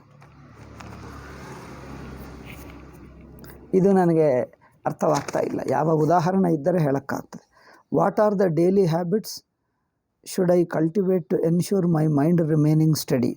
ಡೈಲಿ ಹ್ಯಾಬಿಟ್ಸ್ ಅಂದರೆ ಹಗುರವಾಗಿ ತಗೊಳ್ಳುವುದು, ಕರ್ಮಫಲ ತ್ಯಾಗ, ನನ್ನ ಪರ್ಸನಲ್ ದೃಷ್ಟಿ ಬಿಟ್ಟು ನಾನೇ cosmic being, I am representative, ನಾನು ಕಾಸ್ಮಿಕ್ ವಿಶ್ವರೂಪಕ್ಕೆ ಬ್ರಹ್ಮಾಂಡಕ್ಕೆ ಪ್ರತಿನಿಧಿ, ವಿಶ್ವರೂಪ ಪರಮಾತ್ಮಕ್ಕೆ ಪ್ರತಿನಿಧಿ ಸಲಕರಣೆ ಆಗಿದ್ದೇನೆ ಎಂದು ಇಟ್ಕೊಂಡರೆ ಪ್ರತಿಯೊಂದು ಘಟನೆಗಳಿಗೆ ನಾನೇ ಹೊಣೆ, ನಾನೇ ಮಾಡಬೇಕು, ಸಾಧಿಸದಿದ್ದರೆ ನಾನೇ ತಪ್ಪೆ ಎಂದು ಪೂರ್ತಿ ತನ್ನ ಮೇಲೆ ಹಾಕ್ಕೊಳ್ಳಲ್ಲ. ತನ್ನ ಕರ್ತವ್ಯ ಮಾತ್ರ ಮಾಡ್ತಾನೆ. ಅದೇ ಬೇಕಾಗಿತ್ತು. ತನ್ನ ಮೈಂಡನ್ನು ಸ್ಟಡಿಯಾಗಿ ಸ್ಥಿರವಾಗಿ ಇಟ್ಕೊಳ್ಳುವುದು ಅಂದರೆ ಇದೆ. ಸ್ಥಿರವಾಗಿ ಅಂದರೆ ಹಗುರವಾಗಿ ಇಟ್ಕೊಳ್ಳುವುದೇ ಸ್ಥಿರವಾಗಿ ಇಟ್ಕೊಳ್ಳುವುದು. ಹಗುರವಾಗಿ ಇಟ್ಕೊಳ್ಳಬೇಕು ಅಂದರೆ ವೈಯಕ್ತಿಕ ಅಭಿಮಾನ, ವೈಯಕ್ತಿಕ ಆಸಕ್ತಿ, ವೈಯಕ್ತಿಕ ಮೋಹ ಬಿಟ್ಟರೆ ಮನಸ್ಸು ಹಗುರವಾಗ್ತದೆ. ಹಗುರವಾಗುವುದೇ ಸ್ಥಿರವಾಗಿರುವುದು. While remain steady while switching between these two perspective. ಈ ಪರ್ಸ್ಪೆಕ್ಟಿವ್ಗೆ ಸ್ವಿಚ್ಚಿಂಗ್ ಏನಿಲ್ಲ, ಎರಡೂ ಸೈಮಲ್ಟೇನಿಯಸ್ಲಿ ಇರುತ್ತವೆ. ಪಾರಮಾರ್ಥಿಕ ದೃಷ್ಟಿ, ವ್ಯಾವಹಾರಿಕ ದೃಷ್ಟಿ, ಈ ಸ್ವಿಚ್ಚಿಂಗ್ ಏನು ನನಗೆ ಅರ್ಥವಾಗ್ತಾ ಇಲ್ಲ. ಸ್ವಿಚ್ಚಿಂಗ್ ಏನು? ಚಿನ್ನದ ದೃಷ್ಟಿ ಚಿನ್ನ ಇರುತ್ತದೆ, ಆಭರಣ ದೃಷ್ಟಿ ಆಭರಣ ಇರುತ್ತದೆ, ಎರಡೂ ಸೈಮಲ್ಟೇನಿಯಸ್ಲಿ ಇರುತ್ತದೆ. ಸ್ವಿಚ್ಚಿಂಗ್ ಏನು? ಎರಡೂ ಇರುತ್ತದೆ. ಪಾರಮಾರ್ಥಿಕ ದೃಷ್ಟಿ, ವ್ಯಾವಹಾರಿಕ ದೃಷ್ಟಿ ಎರಡೂ ಸೈಮಲ್ಟೇನಿಯಸ್ಲಿ ಇರುತ್ತದೆ. ವ್ಯಾವಹಾರಿಕ ಕೆಲಸಗಳಿಗೆ ವ್ಯಾವಹಾರಿಕ ಪರಿಮಿತಿಗಳಲ್ಲಿ ಕೆಲಸ ಮಾಡ್ತೀವಿ. ಅವೆಲ್ಲವೂ ಅಬ್ಸಲ್ಯೂಟ್ನಲ್ಲಿ ಪಾರಮಾರ್ಥಿಕವೇ. ಹಾಗೆ ಆ ಹಂತಕ್ಕೆ ಆ ಹಂತ, ಈ ಹಂತಕ್ಕೆ ಈ ಹಂತ. ಪಾತ್ರ ಹಂತಕ್ಕೆ ಪಾತ್ರ ಡೈಲಾಗ್ಸ್ ಹೇಳ್ತೀವಿ, ಪಾತ್ರ ಹೇಳತಕ್ಕದ್ದೇ ಹೇಳ್ತೀವಿ, ಪಾತ್ರ ಮಾಡತಕ್ಕದ್ದೇ ಮಾಡ್ತೀವಿ. ಪಾರಮಾರ್ಥಿಕದಲ್ಲಿ ಯಾವುದೂ ನಾನು ಮಾಡಲಿಲ್ಲ. ವಿಲನ್ ಪಾತ್ರ ಧರಿಸಿದ್ದರೆ ವಿಲನ್ ಹಾಗೆ ಡೈಲಾಗ್ ಹೇಳಬೇಕು, ವಿಲನ್ ಹಾಗೆ ಕೆಟ್ಟ ಕೆಲಸ ಮಾಡಬೇಕು, ಮೋಸ ಮಾಡಬೇಕು, ಸುಳ್ಳು ಹೇಳಬೇಕು. ಆದರೆ ಪಾತ್ರಕ್ಕೆ ಆ ಸುಳ್ಳು ನಾನು ಹೇಳಲಿಲ್ಲ, ಆ ಸುಳ್ಳಿನ ಪಾಪ ನನಗಂಟಲ್ಲ. ಆತ್ಮಸ್ವರೂಪಕ್ಕೆ ಎರಡೂ ಇಲ್ಲ. ಅದರಿಂದ ಈ ಎರಡರಲ್ಲಿ ಪ್ರತ್ಯಾಮ್ನಾಯವಾಗಿ ಒಂದು ಬಿಟ್ಟು ಒಂದು ಸೆಲೆಕ್ಟ್ ಮಾಡುವುದು ಹಾಗೇನಿಲ್ಲ. ಪಾರಮಾರ್ಥಿಕ ದೃಷ್ಟಿಯನ್ನು ಇಟ್ಕೊಂಡು ವ್ಯವಹಾರವನ್ನು ವ್ಯವಹಾರ ದೃಷ್ಟಿಯ ನಡೆಯುತ್ತೇವೆ. ಹಾಗೆ ಅಂದರೆ ನಾನು ನಟ ಎಂದು ತಿಳ್ಕೊಂಡು ಪಾತ್ರ ಧರಿಸುವಾಗ ಪಾತ್ರ ಡೈಲಾಗ್ಸು ಪಾತ್ರಕ್ಕೆ ಅನುಗುಣವಾಗಿ ನಡ್ಕೊಳ್ತೀನಿ ಅಷ್ಟೇ. ನಾನು ಪಾತ್ರ ನಿಜವಾಗಿಲ್ಲ, ಪಾತ್ರವು ಒಂದು ಸಲಕರಣೆ, ಒಂದು ತಾತ್ಕಾಲಿಕ ಎಂದು ಆ ಪಾತ್ರಕ್ಕೆ ಅನುಗುಣವಾಗಿ ಪಾತ್ರ ಮಾಡ್ತೀವಿ. ನಟನಿಗೆ ಮಾತ್ರ ಯಾವ ಪಾತ್ರವಿಲ್ಲ ಎಂದು ತಿಳ್ಕೊಳ್ತೀವಿ. ಆದ್ದರಿಂದ ಪಾರಮಾರ್ಥಿಕ ವ್ಯಾವಹಾರಿಕ ಇದರಲ್ಲಿ ಯಾವ ಸಂದರ್ಭ ಅಂದರೆ ಆಲ್ಟರ್ನೇಟಿವ್ ಏನಿಲ್ಲ. They are not alternative, they are simultaneous, they are two different levels. ಎರಡೂ ಭಿನ್ನ ಹಂತದಲ್ಲಿ, ಭಿನ್ನ ಮಟ್ಟದಲ್ಲಿವೆ. ಚಿನ್ನದ ಮಟ್ಟ ಚಿನ್ನ ಇದೆ, ಆಭರಣ ಮಟ್ಟ ಆಭರಣ ಇದೆ. ಆಭರಣವನ್ನು ಚಿನ್ನ ಉಂಗರವಾಗಿದ್ದರೆ ಇಲ್ಲಿ ಬಳಸ್ತೀವಿ, ಬಳೆ ಆದರೆ ಕೈಗೆ ಬಳಸ್ತೀವಿ, ಒಲೆ ಆದರೆ ಕಿವಿಗೆ ಬಳಸ್ಕೊಳ್ತೀವಿ, ಅದೇನು ನೆಕ್ಲೆಸ್ ಆದರೆ ಇಲ್ಲಿ ಬಳಸ್ತೀವಿ. ಅಂದರೆ ಆ ಮಟ್ಟವ ಈ ಮಟ್ಟವ ಅಂದರೆ ಚಿನ್ನದ ಒಟ್ಟು ನೋಡಿದ್ದಾಗ, ಚಿನ್ನ ಎಂದು ಮಟ್ಟ ನೋಡಿದ್ದಾಗ ಯಾವುದಾದರೂ ಚಿಹ್ನೆ ವ್ಯತ್ಯಾಸವಿಲ್ಲ ಎಂದು ತಿಳ್ಕೊಳ್ತೀವಿ. ಈಗ ಬಳಕೆ ಇರುವಾಗ ಯಾವುದಕ್ಕೆ ಬಳಸ್ತೀವೋ ಅದೇ ಬಳಸ್ತೀವಿ ಅಷ್ಟೇ. ಪಾರಮಾರ್ಥಿಕ ತತ್ವವನ್ನು ಚಿನ್ನವನ್ನು ಆಭರಣಕ್ಕೆ ತರಿಸಿದ್ದರೆ ಬಳಕೆಗೆ ಉಪಯೋಗವಿಲ್ಲ. ಬಳಕೆಯಲ್ಲಿ ಉಂಗರವನ್ನು ಬೆರಳಿಗೆ ಬಳಸ್ತೀವಿ. ಚಿನ್ನ ಎಂದು ತಿಳ್ಕೊಂಡವು ಬಳಕೆ ಮಾಡುವಾಗ ಆಕಾರ ನೋಡೇ ಬಳಸ್ತೀವಿ. ಅದರಲ್ಲಿ ಕಾಂಟ್ರಡಿಕ್ಷನ್ ಇಲ್ಲ ಅಲ್ಲವೇ, ವಿರೋಧವಿಲ್ಲ. ಇನ್ನೊಬ್ಬರಿಗೆ ಮಾರುವಾಗ ಮಾತ್ರ ಚಿನ್ನ ನೋಡಿ ಮಾರ್ತೀವಿ. ಬಳಕೆ ಮಾಡುವಾಗ ಮಾತ್ರ ಚಿನ್ನಗೆ, ಅದೇನು ಉಂಗರವನ್ನು ಉಂಗರಕ್ಕೆ, ಓಲೆಯನ್ನು ಕಿವಿಗೆ, ಬಳೆಯನ್ನು ಕೈಗೆ, ನೆಕ್ಲೆಸನ್ನು ಕೊರಳಿನಲ್ಲಿ. ಅಂದರೆ ಬಳಕೆ ಯಾವ ಕೆಲಸಕ್ಕೆ ಬಳಸಕ್ಕಾಗುತ್ತದೋ ಅದಕ್ಕೆ ಬಳಸ್ತೀವಿ. ಒಂದು ಮಣ್ಣಿನ ಪಾತ್ರ ಇದೆ, ಸಣ್ಣ ಲೋಟ ಇದ್ದರೆ ಸಣ್ಣದು, ದೊಡ್ಡ ಮಡಿಕೆ ಇದ್ದರೆ ದೊಡ್ಡ ಮಡಿಕೆ. ದೊಡ್ಡ ಮಡಿಕೆ ಸ್ಟಾಕ್ ಮಾಡುವುದಕ್ಕೆ ನೀರಿಡ್ತೀವಿ. ಕುಡಿಯಬೇಕಂದ್ರೆ ಸಣ್ಣದಲ್ಲಿ ಹಾಕ್ಕೊಂಡು ಕುಡಿಯುತ್ತೇವೆ. ಬಳಕೆ ಯಾವ ಪಾತ್ರದಿಂದ ಯಾವ ಬಳಕೆ ಆಗುತ್ತದೋ ಅದಕ್ಕೆ ಬಳಸ್ತೀವಿ. ಈಗ ಮಣ್ಣನ್ನು ನೋಡುವಾಗ ಎಲ್ಲವೂ ಮಣ್ಣೇ ಎಂದು ತಿಳ್ಕೊಳ್ತೀವಿ. ಹಾಗೆ ಚಿನ್ನ ನೋಡಿದಾಗ ಎಲ್ಲವೂ ಚಿನ್ನವೇ. ಅದನ್ನು ಮಾರುವಾಗ ಚಿನ್ನ ನೋಡಿ ಮಾರ್ತಾರೆ, ಡಿಸೈನ್ ನೋಡಿ ಮಾರಲ್ಲ. ಆ ಡಿಸೈನ್ಗೂ ಖರ್ಚು ಮಾಡ್ತಾವೆ. ಈ ಡಿಸೈನ್ ಮಾಡುವುದಕ್ಕೆ ಇಷ್ಟು ಖರ್ಚಾಯಿತು, ಚಿನ್ನದ ಇಷ್ಟು ಖರ್ಚು, ಡಿಸೈನ್ಗೆ ಇಷ್ಟು ಖರ್ಚು ಎಂದು ಅವರು ಎಕ್ಸ್ಟ್ರಾ ಖರ್ಚು ಮಾಡಿ ತಗೊಳ್ತಾನೆ. ಅಥವಾ ಒಬ್ಬನು ಏನೋ 5 ಉಂಗುರಗಳು ಕೊಟ್ಟ, 5 ಉಂಗುರಗಳನ್ನು ನೀವು ಮಿಕ್ಸ್ ಮಾಡಿಬಿಟ್ಟು ಬಳೆ ಮಾಡಿಕೊಳ್ಳಬಹುದು. ಆವಾಗ ನನಗೆ ಉಂಗುರಗಳು ಬೇಡ, ನನಗೆ ಬಳೆನೇ ಬೇಕು ಅಂದರೆ ಅದೇ ನೀವು ಆವಾಗ ಚಿನ್ನವಾಗಿ ತಗೊಂಡು ನೀವು ಕರಗಿಸಿ ಮತ್ತೆ ಬಳೆ ಮಾಡ್ಕೊಳ್ತೀರಿ. ಅಥವಾ ಬಳೆಯನ್ನು ಕರಗಿಸಿ ಅದರಿಂದ 2 ಉಂಗುರಗಳು 3 ಉಂಗುರಗಳು ಮಾಡ್ತೀರಿ. ಹಾಗೆ ಚಿನ್ನವಾಗಿ ಹಣ ಕೊಟ್ಟು ತಗೊಳ್ತೀರಿ, ಬಳಕೆಗೋಸ್ಕರ ಮತ್ತೆ ರೂಪ ಬದಲಾಯಿಸಿ ಬಳಸ್ತೀರಿ ಅಷ್ಟೇ. ಆದ್ದರಿಂದ ಸ್ವರೂಪವು ಚಿನ್ನ ಎಂದು ತಿಳ್ಕೊಳ್ತೀರಿ. ವ್ಯವಹಾರ ಮಾಡುವಾಗ ಮಾತ್ರ ಅವರು ಯಾವ ರೂಪವೋ ಆ ರೂಪಕ್ಕೆ ಅನುಗುಣವಾಗಿ ಬಳಸ್ತೀವಿ. ಅನ್ನವನ್ನು ಅನ್ನವಾಗಿ ನೋಡ್ತೀವಿ, ನೀರನ್ನು ನೀರಾಗಿ ನೋಡ್ತೀರಿ. ಅಂದರೆ ಅನ್ನ ನೀರು ವೃತ್ತಿಗಳೇ. ಅರಿವು ದೃಷ್ಟಿಯ ನೋಡಿದ್ದರೆ ಎರಡೂ ಅರಿವೇ. ಆದರೆ ಅರಿವೇ ನೀರಾಗಿ ನೋಡಿದಾಗ ಅದು ಬಾಯಾರಿಕಾದಾಗಲೇ ಬಳಸ್ತೀವಿ.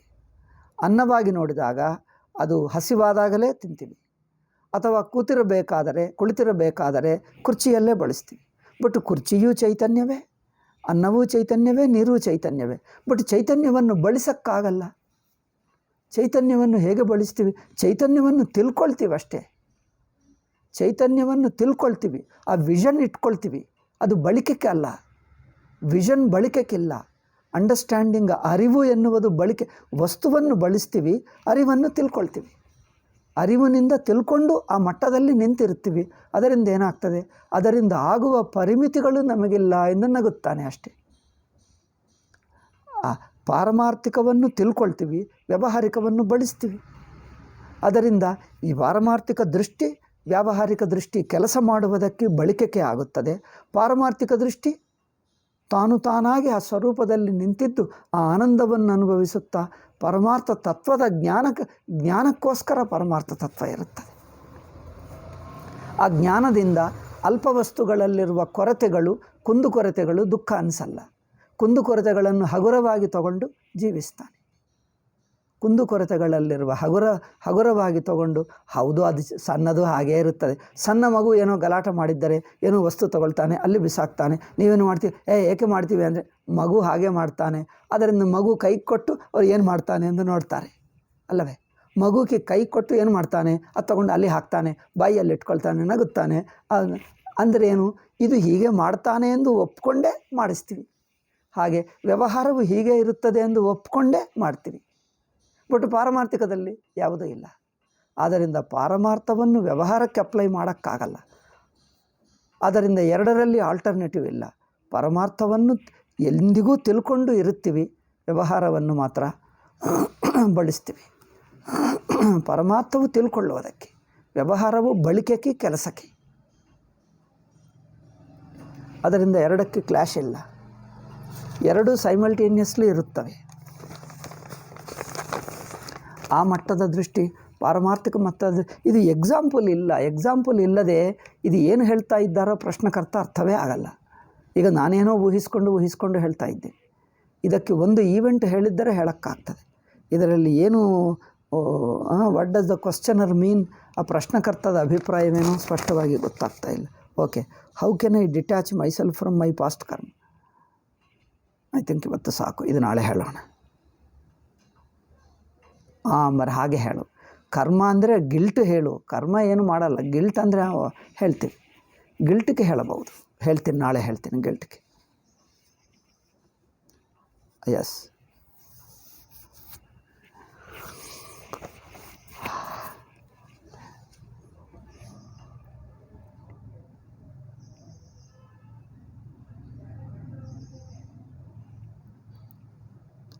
ಗಿಲ್ಟ್ ಅಂದರೆ ತಪ್ಪು ಮಾಡಿದೆ ಎಂದು ಭಾವನೆ.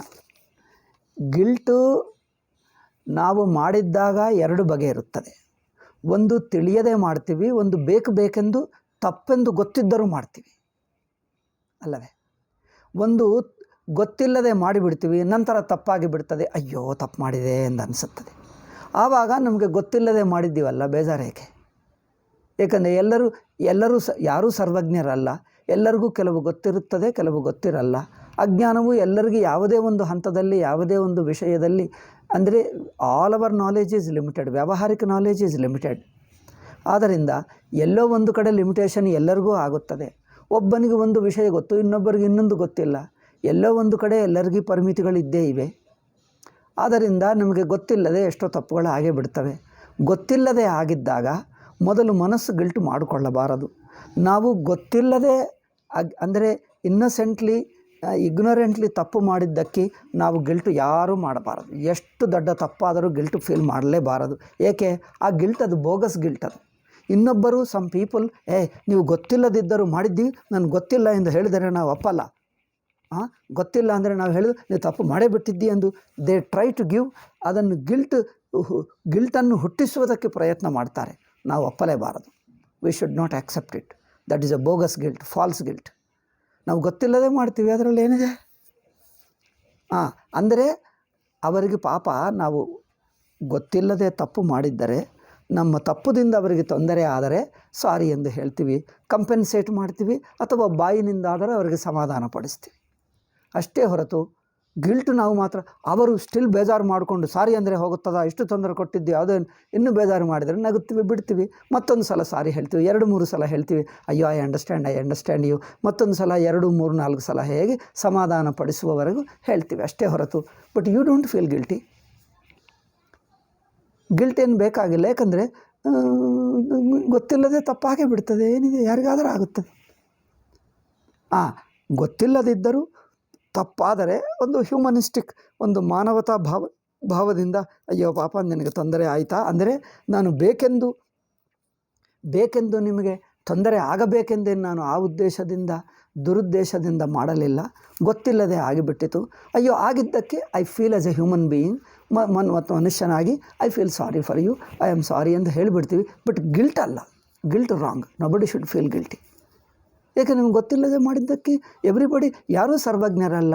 ಎಲ್ಲ ಒಂದು ಕಡೆ ನಮಗೆ ಗೊತ್ತಿಲ್ಲದೆ ಅಜ್ಞಾನ ಇದ್ದೇ ಇರುತ್ತದೆ, ತಪ್ಪುಗಳಾಗೆ ಬಿಡ್ತವೆ. ಇದರಲ್ಲಿ ಇನ್ನೊಂದಿದೆ, ನಾನು 2 ಹೇಳಿದ್ದೀವಿ. ಗೊತ್ತಿಲ್ಲದೆ ಆಗಿರುವ ತಪ್ಪೊಂದು, ಗೊತ್ತಿದ್ದರೂ ಆಗಿರುವ ತಪ್ಪು.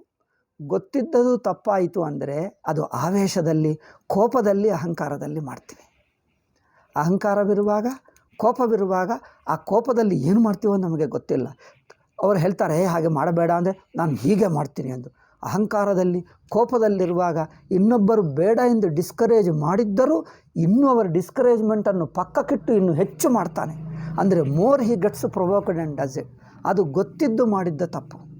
ಅಹಂಕಾರ ಅಥವಾ ಕೋಪ ಎನ್ನುವುದು ಒಂದು ಆವೇಶ ಬಂದಾಗ ನಮ್ಮ ಕಂಟ್ರೋಲ್ ಇರಲ್ಲ. ಏನು ಮಾಡ್ತೀವೋ ನಮಗೆ ಗೊತ್ತಿಲ್ಲ. ನಮ್ಮ ವಿವೇಕ ನಮಗೆ ಹೆಲ್ಪ್ ಬರಲ್ಲ. ನಮ್ಮ ಜನರಲ್ ಸೆಲ್ಫ್ ಕಂಟ್ರೋಲ್ ಆ ಸಂದರ್ಭದಲ್ಲಿರುವುದಿಲ್ಲ. We lose control.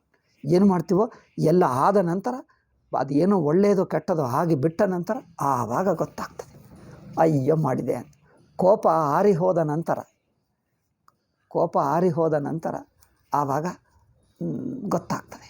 ಅಥವಾ ಅಹಂಕಾರದಲ್ಲಿ ಮಾಡಿದ್ದರೆ, ಅಹಂಕಾರದಿಂದ ಏನು ತಪ್ಪಾಗಿ ಬಿಟ್ಟರೆ ಇನ್ನೊಬ್ಬರು ಬಂದು ಅವರು ಬೇಜಾರು ಮಾಡಿಕೊಂಡು ನಮ್ಮನ್ನು ಹಿಂಸೆ ಮಾಡೋ, ಜೈಲಿಗೂ ಹಾಕೋ, ಪೊಲೀಸ್ ಬಂದು ಹೊಡೆದೋ ಏನೋ ಮಾಡಿದ ನಂತರ ಆವಾಗಲೂ ಇನ್ನೂ ಬೇಜಾರು ಮಾಡ್ಕೊಳ್ತೀವಿ.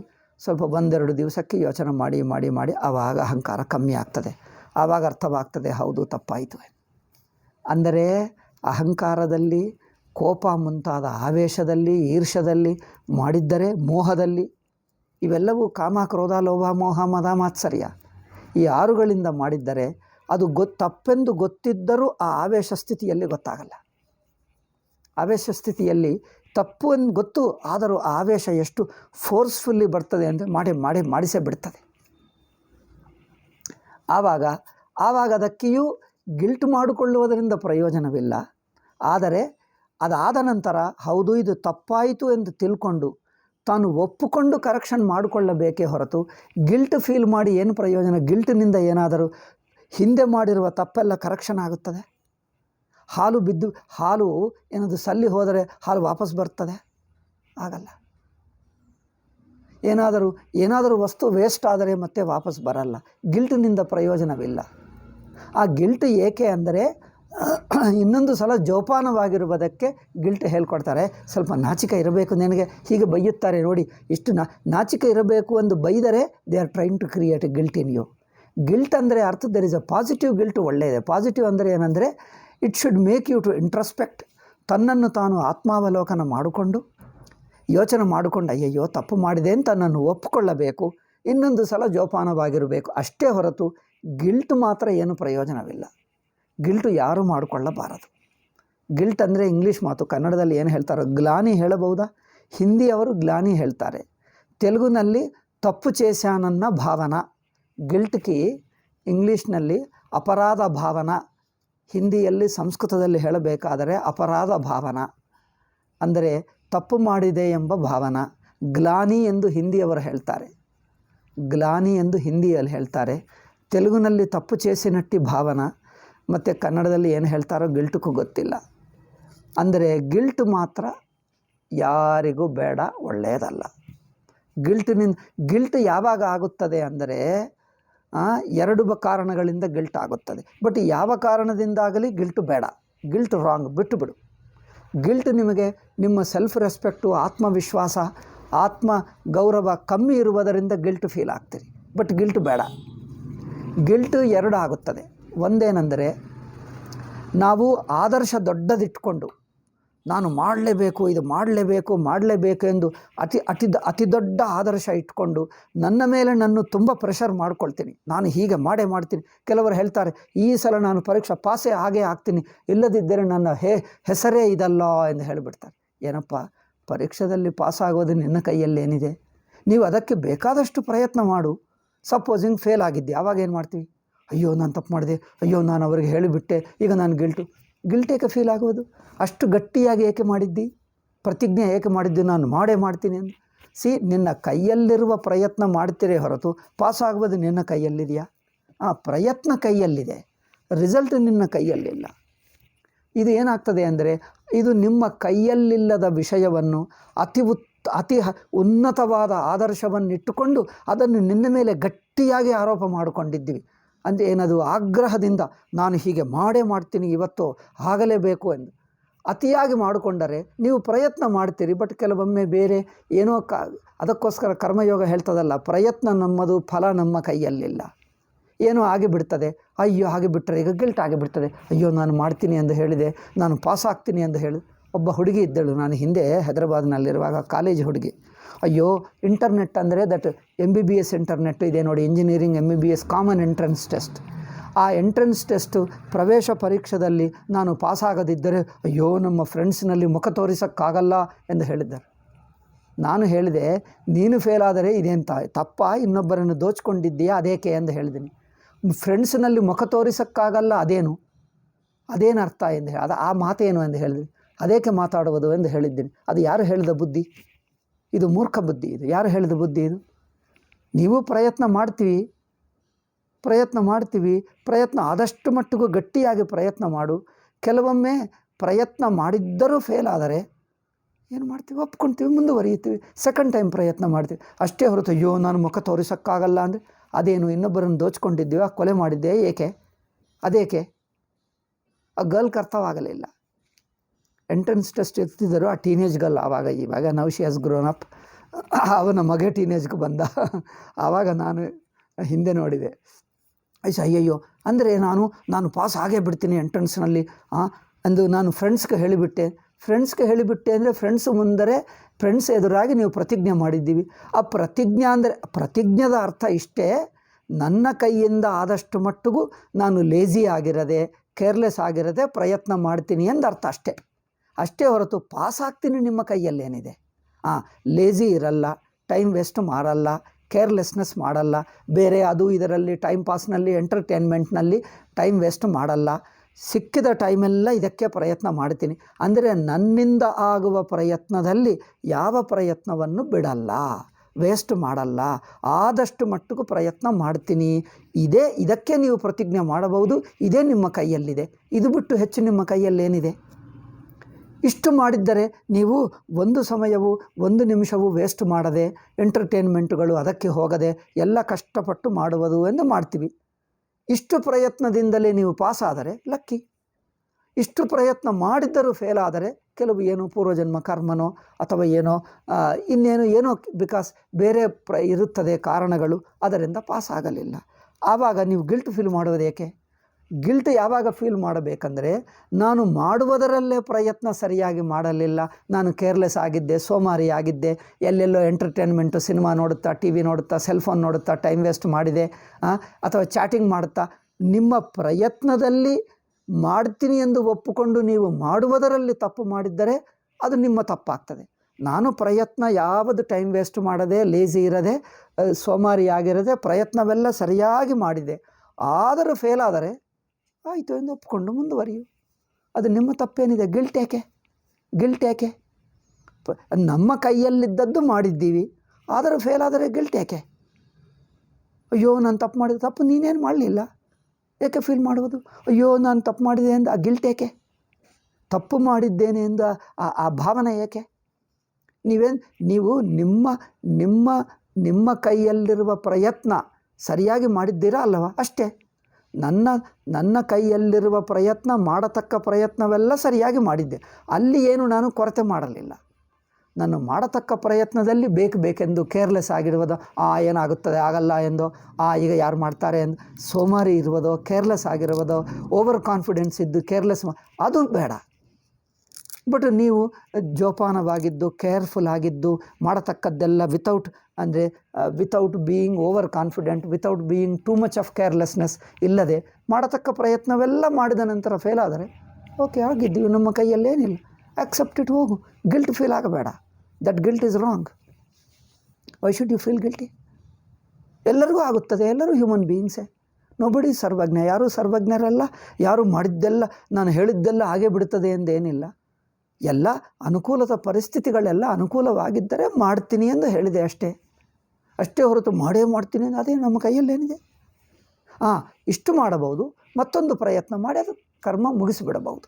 ಅಯ್ಯೋ ನಾನು ಮಾಡ್ತೀನಿ ಅಂದ್ಕೊಂಡೆ ಆಗಲಿಲ್ಲ, ಅವರಿಗೆ ಮತ್ತೆ ಇನ್ನೂ ಸ್ವಲ್ಪ ಟೈಮ್ ತೊಗೊಂಡನಪ್ಪ, ಇನ್ನು ನಾನು ಮಾಡ್ತೀನಿ ಅಂದ್ಕೊಂಡೆ ಆಗಲಿಲ್ಲ, ಇನ್ನೊಂದು ದಿವಸ ಕೊಡಿ ಮತ್ತೆ ಮಾಡ್ತೀನಿ ಎಂದು ಇನ್ನೊಂದು ದಿವಸ ತೊಗೊಂಡು ಮತ್ತೆ ಮಾಡಿಬಿಡು ಅಷ್ಟೇ. ಇನ್ನೊಂದು ಪ್ರಯತ್ನ ಮಾಡಿ ಕಂಪ್ಲೀಟ್ ಮಾಡು, ಆ ಕೆಲಸ ಪೂರ್ತಿ ಮಾಡು ಅಷ್ಟೇ ಹೊರತು ಗಿಲ್ಟ್ ಏಕೆ? ಈಗ 2 ಕಾರಣಗಳು ಹೇಳಿದ್ದೀನಿ ಗಿಲ್ಟಿಗೆ. ಒಂದು, ಗೊತ್ತಿಲ್ಲದೆ ಯಾರಿಗೂ ಗೊತ್ತಿಲ್ಲ, ಎಲ್ಲರೂ ಅಜ್ಞಾನಿಗಳೇ, ಯಾರೂ ಸರ್ವಜ್ಞರಲ್ಲ, ಎಲ್ಲ ಜೀವ ಮಾತ್ರ ಅಜ್ಞಾನಿ. ಆದ್ದರಿಂದ ನಮಗೆ ನನ್ನ ಪ್ರಯತ್ನ ಸರಿಯಾಗಿ ಮಾಡ್ತೀನಿ ಅಷ್ಟೇ ನನ್ನದು. ಅದು ನನ್ನ ಪ್ರಯತ್ನ ಸರಿಯಾಗಿ ಮಾಡಿದ್ದರೆ ಗಿಲ್ಟ್ ಬೇಡವೇ ಬೇಡ.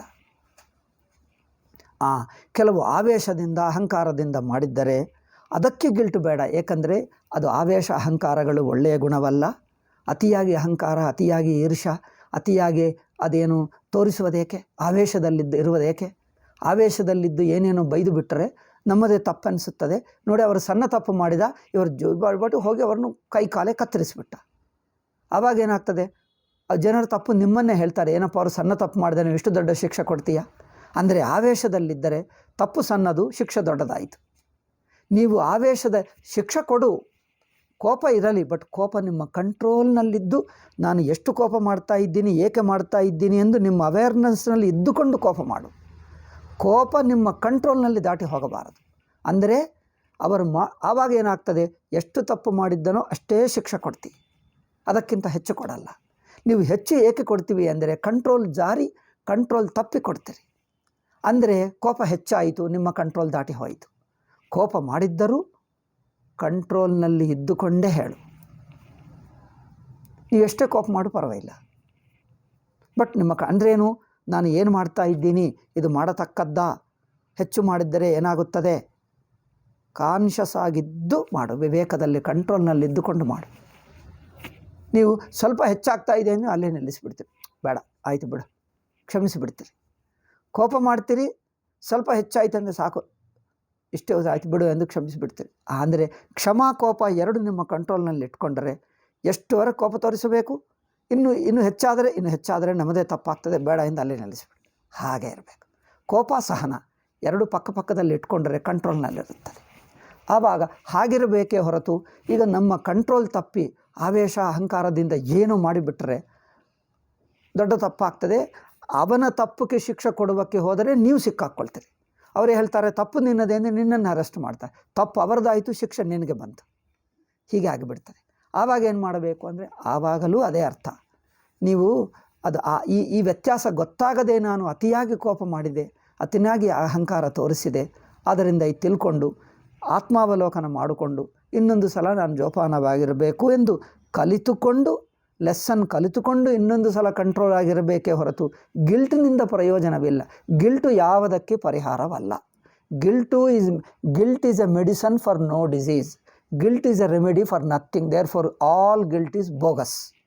Never allow the guilt. All guilt is nonsense. Just leave it. Feel confident ಅಷ್ಟೇ. ತನ್ನನ್ನು ತಾನು ಆತ್ಮವಿಶ್ವಾಸ ಅದಿಟ್ಕೋ. Nobody should. Some people try to do that. ಕೆಲವರು ದುಷ್ಟರು ಏನು ಮಾಡ್ತಾರೆ, ಅವರು ತಪ್ಪು ಮಾಡಿದ್ದಕ್ಕೆ ನಿಮ್ಮ ಮೇಲೆ ಕೋಪದಿಂದ ದ್ವೇಷದಿಂದ ಹೆಚ್ಚು ಬೈಯುತ್ತಾರೆ. ನೀವು ಸಾರಿ ಹೇಳಿದ್ದರೂ ಬಿಡಲ್ಲ, ಇನ್ನೂ ಬೈಯುತ್ತಾರೆ, ಇನ್ನೊಬ್ಬರಿಂದ ಬಯಸ್ತಾರೆ. ಅಂದರೇನು, ನಿಮ್ಮಲ್ಲಿ ಗಿಲ್ಟ್ ಹುಟ್ಟುವವರೆಗೆ ಅವರು ಬೈಯುತ್ತಾರೆ, ಮತ್ತೆ ಮತ್ತೆ ಬೈಯುತ್ತಾರೆ, ಕಂಡು ಬಂದಾಗ ಬೈಯುತ್ತಾರೆ, ಇನ್ನೊಬ್ಬರಿಂದ ಹೇಳ್ತಾರೆ, ಮತ್ತೆ ಮತ್ತೆ ಹೇಳಿ ಹೇಳಿ ಹೇಳಿ. ಅಂದರೆ this is called breaking your personality. ನಿಮ್ಮ ಆತ್ಮವಿಶ್ವಾಸ ಅಂದರೇನು, ಡಿಮೋರಲೈಸಿಂಗ್ ಎ ಪರ್ಸನ್ ಹೇಳ್ತಾರೆ. ನಿಮ್ಮ ಆತ್ಮವಿಶ್ವಾಸ, ಆತ್ಮ ರೆಸ್ಪೆಕ್ಟು, ಆತ್ಮಗೌರವ, ನಿಮ್ಮ ಸೆಲ್ಫ್ ರೆಸ್ಪೆಕ್ಟ್, ಸೆಲ್ಫ್ ಕಾನ್ಫಿಡೆನ್ಸ್ ಒಡೆದು ಹಾಕುವ ಹಾಗೆ ಅಷ್ಟು ಅತಿಯಾಗಿ ಮಾಡ್ತಾರೆ. ದೇ ಆರ್ ಡೂಯಿಂಗ್ ಅನ್ಯಾಯ. ಅತಿಯಾಗಿ ಮಾಡಿ ಡಿಮಾರಲೈಸ್ ಆಗುವುದು ಅಂದರೆ ಅರ್ಥವೇನೆಂದರೆ, ಎಲ್ಲರ ಮನುಷ್ಯರ ಹಾಗೆ ನೀವು ತಪ್ಪು ಮಾಡಿದ್ದೀರಿ, ಎಲ್ಲರ ಮನುಷ್ಯರ ಹಾಗೆ ನಿಮಗೆ ಒಂದು ಕೋಪ ಬಂತು, ಒಂದು ಕಂಟ್ರೋಲ್ ತಪ್ಪಿ ಮಾಡಿದ್ದೀರಿ. ಕಂಟ್ರೋಲ್ ತಪ್ಪಿ ಮಾಡಿದ್ದ ಕೋಪದಿಂದ ಅವರಿಗೆ ಸಣ್ಣ ತೊಂದರೆ ಆದರೆ ನೀವು ಕಂಪೆನ್ಸೇಟ್ ಮಾಡಿ ಸಾರಿ ಎಂದು ಹೇಳಿ ಒಪ್ಕೊಳ್ಳಬಹುದು. ಹೆಚ್ಚಾಗಿ ಬಿಟ್ಟರೆ, ಪ್ರಾಣನೇ ಹೋದರೆ ಏನು ಮಾಡ್ತೀವಿ, ಅದನ್ನು ಒಪ್ಪಿಕೊಂಡು ಇನ್ನೊಂದು ಸಲ ಆಗಿರುವ ಕಂಪೆನ್ಸೇಟ್ ಮಾಡು ಅಷ್ಟೇ ಹೊರತು ಗಿಲ್ಟ್ ಬೇಡ. ಅವರೇನು ಮಾಡ್ತಾರೆ, ನೀವು ಕಂಪೆನ್ಸೇಟ್ ಮಾಡುವುದು ಪಕ್ಕಕ್ಕಿರಲಿ, ನಿಮ್ಮನ್ನು ಡಿಮಾರಲೈಸ್ ಮಾಡ್ತೀವಿ, ನಿಮ್ಮ ಪರ್ಸನಾಲಿಟಿ ಬ್ರೇಕ್ ಮಾಡ್ತೀವಿ. ಅಂದರೇನು, ನಿಮ್ಮ ಆತ್ಮವಿಶ್ವಾಸ, ಆತ್ಮಗೌರವ ಹೋಗಿ ನೀವು ಇನ್ನು ಮೇಲೆ ಸಮಾಧಾನದಿಂದ ಬದುಕಕ್ಕೆ ಆಗದಂತೆ ಮಾಡಿಬಿಡ್ತಾರೆ. ದಟ್ ಈಸ್ ಕಾಲ್ಡ್, ಇನ್ಫ್ಯಾಕ್ಟ್ ಬ್ರಿಟಿಷರು ಮಾಡಿದ್ದು ಅದೇ. ಬ್ರಿಟಿಷರು ಎಕನಾಮಿಕಲ್ಲಿ ದೋಚಿಕೊಂಡರು, ನಮ್ಮ ಸಾಮಾಜಿಕ ವ್ಯವಸ್ಥೆಯನ್ನು ಅಸ್ತವ್ಯಸ್ತ ಮಾಡಿದ್ದಾರೆ. ಇದೇ ಗುಲಾಮಿ ಹೇಳ್ತಾರೆ. Then psychologically they try to demoralize us. ಅಂದ್ರೇನು, ಮನುಷ್ಯರನ್ನು ಟೆರರಿಸ್ಟ್ಗಳು ಇದೇ ಮಾಡ್ತಾರೆ, ಗುಂಡಾ ಮತಗಳು ಇದೇ ಮಾಡ್ತವೆ. ಟೆರರಿಸ್ಟ್ ಮತಗಳು, ಕಮ್ಯುನಿಸ್ಟ್ಗಳು, ನಕ್ಸಲೈಟ್ಗಳು, ಈಗ ಬ್ರಿಟಿಷರು ಮಾಡಿದ್ದು ಇದೆ. They demoralize a person. ಅಂದರೆ ಪರ್ಸನಿನ ಆತ್ಮವಿಶ್ವಾಸ, ಆತ್ಮ ಗೌರವವನ್ನು, ಅಂದರೆ ಸೆಲ್ಫ್ ಕಾನ್ಫಿಡೆನ್ಸ್, ಸೆಲ್ಫ್ ರೆಸ್ಪೆಕ್ಟನ್ನೇ ಬ್ರೇಕ್ ಮಾಡ್ತಾರೆ. ಪರ್ಸನಾಲಿಟಿ ಶೇಕ್ ಆಗಿಬಿಡ್ತದೆ. ದಿಸ್ ಈಸ್ ಭಯಂಕರ ಅನ್ಯಾಯ. ದಿಸ್ ಈಸ್ ಕಾಲ್ಡ್ ಟ್ರೌಮಾ ಎಂದು ಹೇಳ್ತಾರೆ. ಇದು ಟ್ರೌಮಾ ಹೇಳ್ತಾರೆ. ಇದು ಸಾಮಾನ್ಯರು ಯಾರು ಮಾಡಬಾರದು. ಅದಕ್ಕೋಸ್ಕರನೇ ಅವರನ್ನು ಇಂಥ ಮಾಡಿದ್ದವರಿಗೆ ಟೆರರಿಸ್ಟ್ ಎಂದು ಹೇಳ್ತೀವಿ. ನಿಮ್ಮ ಮಾನಸಿಕ ಪರ್ಸನಾಲಿಟಿಯನ್ನೇ ಬ್ರೇಕಿಂಗ್ ಎಂದು ಹೇಳ್ತಾರೆ ನೋಡಿ. ಅಂದರೇನು, ನಿಮ್ಮ ವ್ಯಕ್ತಿತ್ವವನ್ನೇ, ನಿಮ್ಮ ಆತ್ಮವಿಶ್ವಾಸ, ಆತ್ಮಗೌರವವನ್ನೇ ಅಲಗಾಡಿಸಿ ಅದನ್ನು ಬ್ರೇಕ್ ಮಾಡ್ತೀವಿ, ಒಡೆದು ಹಾಕ್ತೀವಿ. ಅಂದರೆ ಇದು ಟೆರರಿಸ್ಟಿಕ್ ಕೆಲಸ. ಯಾರೇ ಮಾಡಲಿ ಇದು ದೊಡ್ಡ ಕ್ರೈಮ್. ನಾನು ಪನಿಷ್ಮೆಂಟ್ ಕೊಟ್ಟಿದ್ದು ನಿಮ್ಮಲ್ಲಿ ರಿಗ್ರೆಟ್ ಆಗಿ ಪಶ್ಚಾತ್ತಾಪ ಮಾಡಿ ಕಂಪೆನ್ಸೇಟ್ ಮಾಡುವಷ್ಟು, ಮತ್ತೆ ನಿಮ್ಮನ್ನು ನೀವು ಕರೆಕ್ಷನ್ ಮಾಡಿಕೊಳ್ಳುವಷ್ಟಿದ್ದರೆ this is called healthy punishment. But healthy punishment, ಹೆಲ್ದಿಗೆ ಏನು ಹೇಳ್ತಾರೋ ಕನ್ನಡದಲ್ಲಿ ಗೊತ್ತಿಲ್ಲ, ತೆಲುಗಿನಲ್ಲಿ ಆರೋಗ್ಯಕರమైన ಶಿಕ್ಷೆ. ಹೆಲ್ದಿ ಪನಿಷ್ಮೆಂಟಿನ ಲಿಮಿಟ್ ದಾಟಿ ಓವರ್ ಪನಿಷ್ಮೆಂಟ್ ಮಾಡಿಬಿಟ್ಟರೆ ದಟ್ ಈಸ್ ಎ ಟೆರರಿಸ್ಟಿಕ್ ಆಗುತ್ತದೆ. ದಟ್ ಈಸ್ ಕಾಲ್ಡ್ ಆಪ್ರೇಷನ್ ಎಂದು ಹೇಳ್ತಾರೆ ನೋಡಿ. ಆಪ್ರೇಷನ್ಗೂ ಕನ್ನಡದಲ್ಲಿ ಏನು ಹೇಳ್ತಾರೆ, ಉತ್ಪೀಡನ. ತೆಲುಗಿನಲ್ಲಿ ಉತ್ಪೀಡನ ಹೇಳ್ತೀವಿ. ಇದು oppression. This is called a terroristic. ಇದು ಆಪ್ರೇಷನ್ ಆಗ್ತದೆ, ಟೆರರಿಸ್ಟಿಕ್ ಆಗ್ತದೆ. ಅದರಿಂದ ಪರ್ಸನಿನ ಆತ್ಮವಿಶ್ವಾಸವೇ ಡೆಸ್ಟ್ರಾಯ್ ಆಗ್ತದೆ. ದೆನ್ ಪರ್ಸನಾಲಿಟಿ ಬಿಕಮ್ಸ್ ಹ್ಯಾಂಡಿಕ್ಯಾಪ್ ಆಗಿಬಿಡ್ತದೆ. ಇದು ದೊಡ್ಡ ಪನಿಷ್ಮೆಂಟ್. ಬ್ರಿಟಿಷರು ಮಾಡಿದ್ದು ಈ ಕೆಟ್ಟ ಕೆಲಸ. ಟೆರರಿಸ್ಟ್ಗಳು ಮಾಡ್ತಾರೆ, ಕಮ್ಯುನಿಸ್ಟ್ಗಳು ಮಾಡ್ತಾರೆ, ಇನ್ಫ್ಯಾಕ್ಟ್ ಇಸ್ಲಾಂ ಮಾಡ್ತದೆ, ಕ್ರಿಸ್ಟಿಯಾನಿಟಿ ಮಾಡ್ತದೆ. ಈ ನಾಲ್ಕು, Islam, Christianity, communism and then what you call, ಈ ಮೂರು ಮಾಡ್ತವೆ ಎಂದು ಏಕೆ ಹೇಳ್ತೀವಿ ಅಂದರೆ they demoralize you, they terrorize you, they oppress you.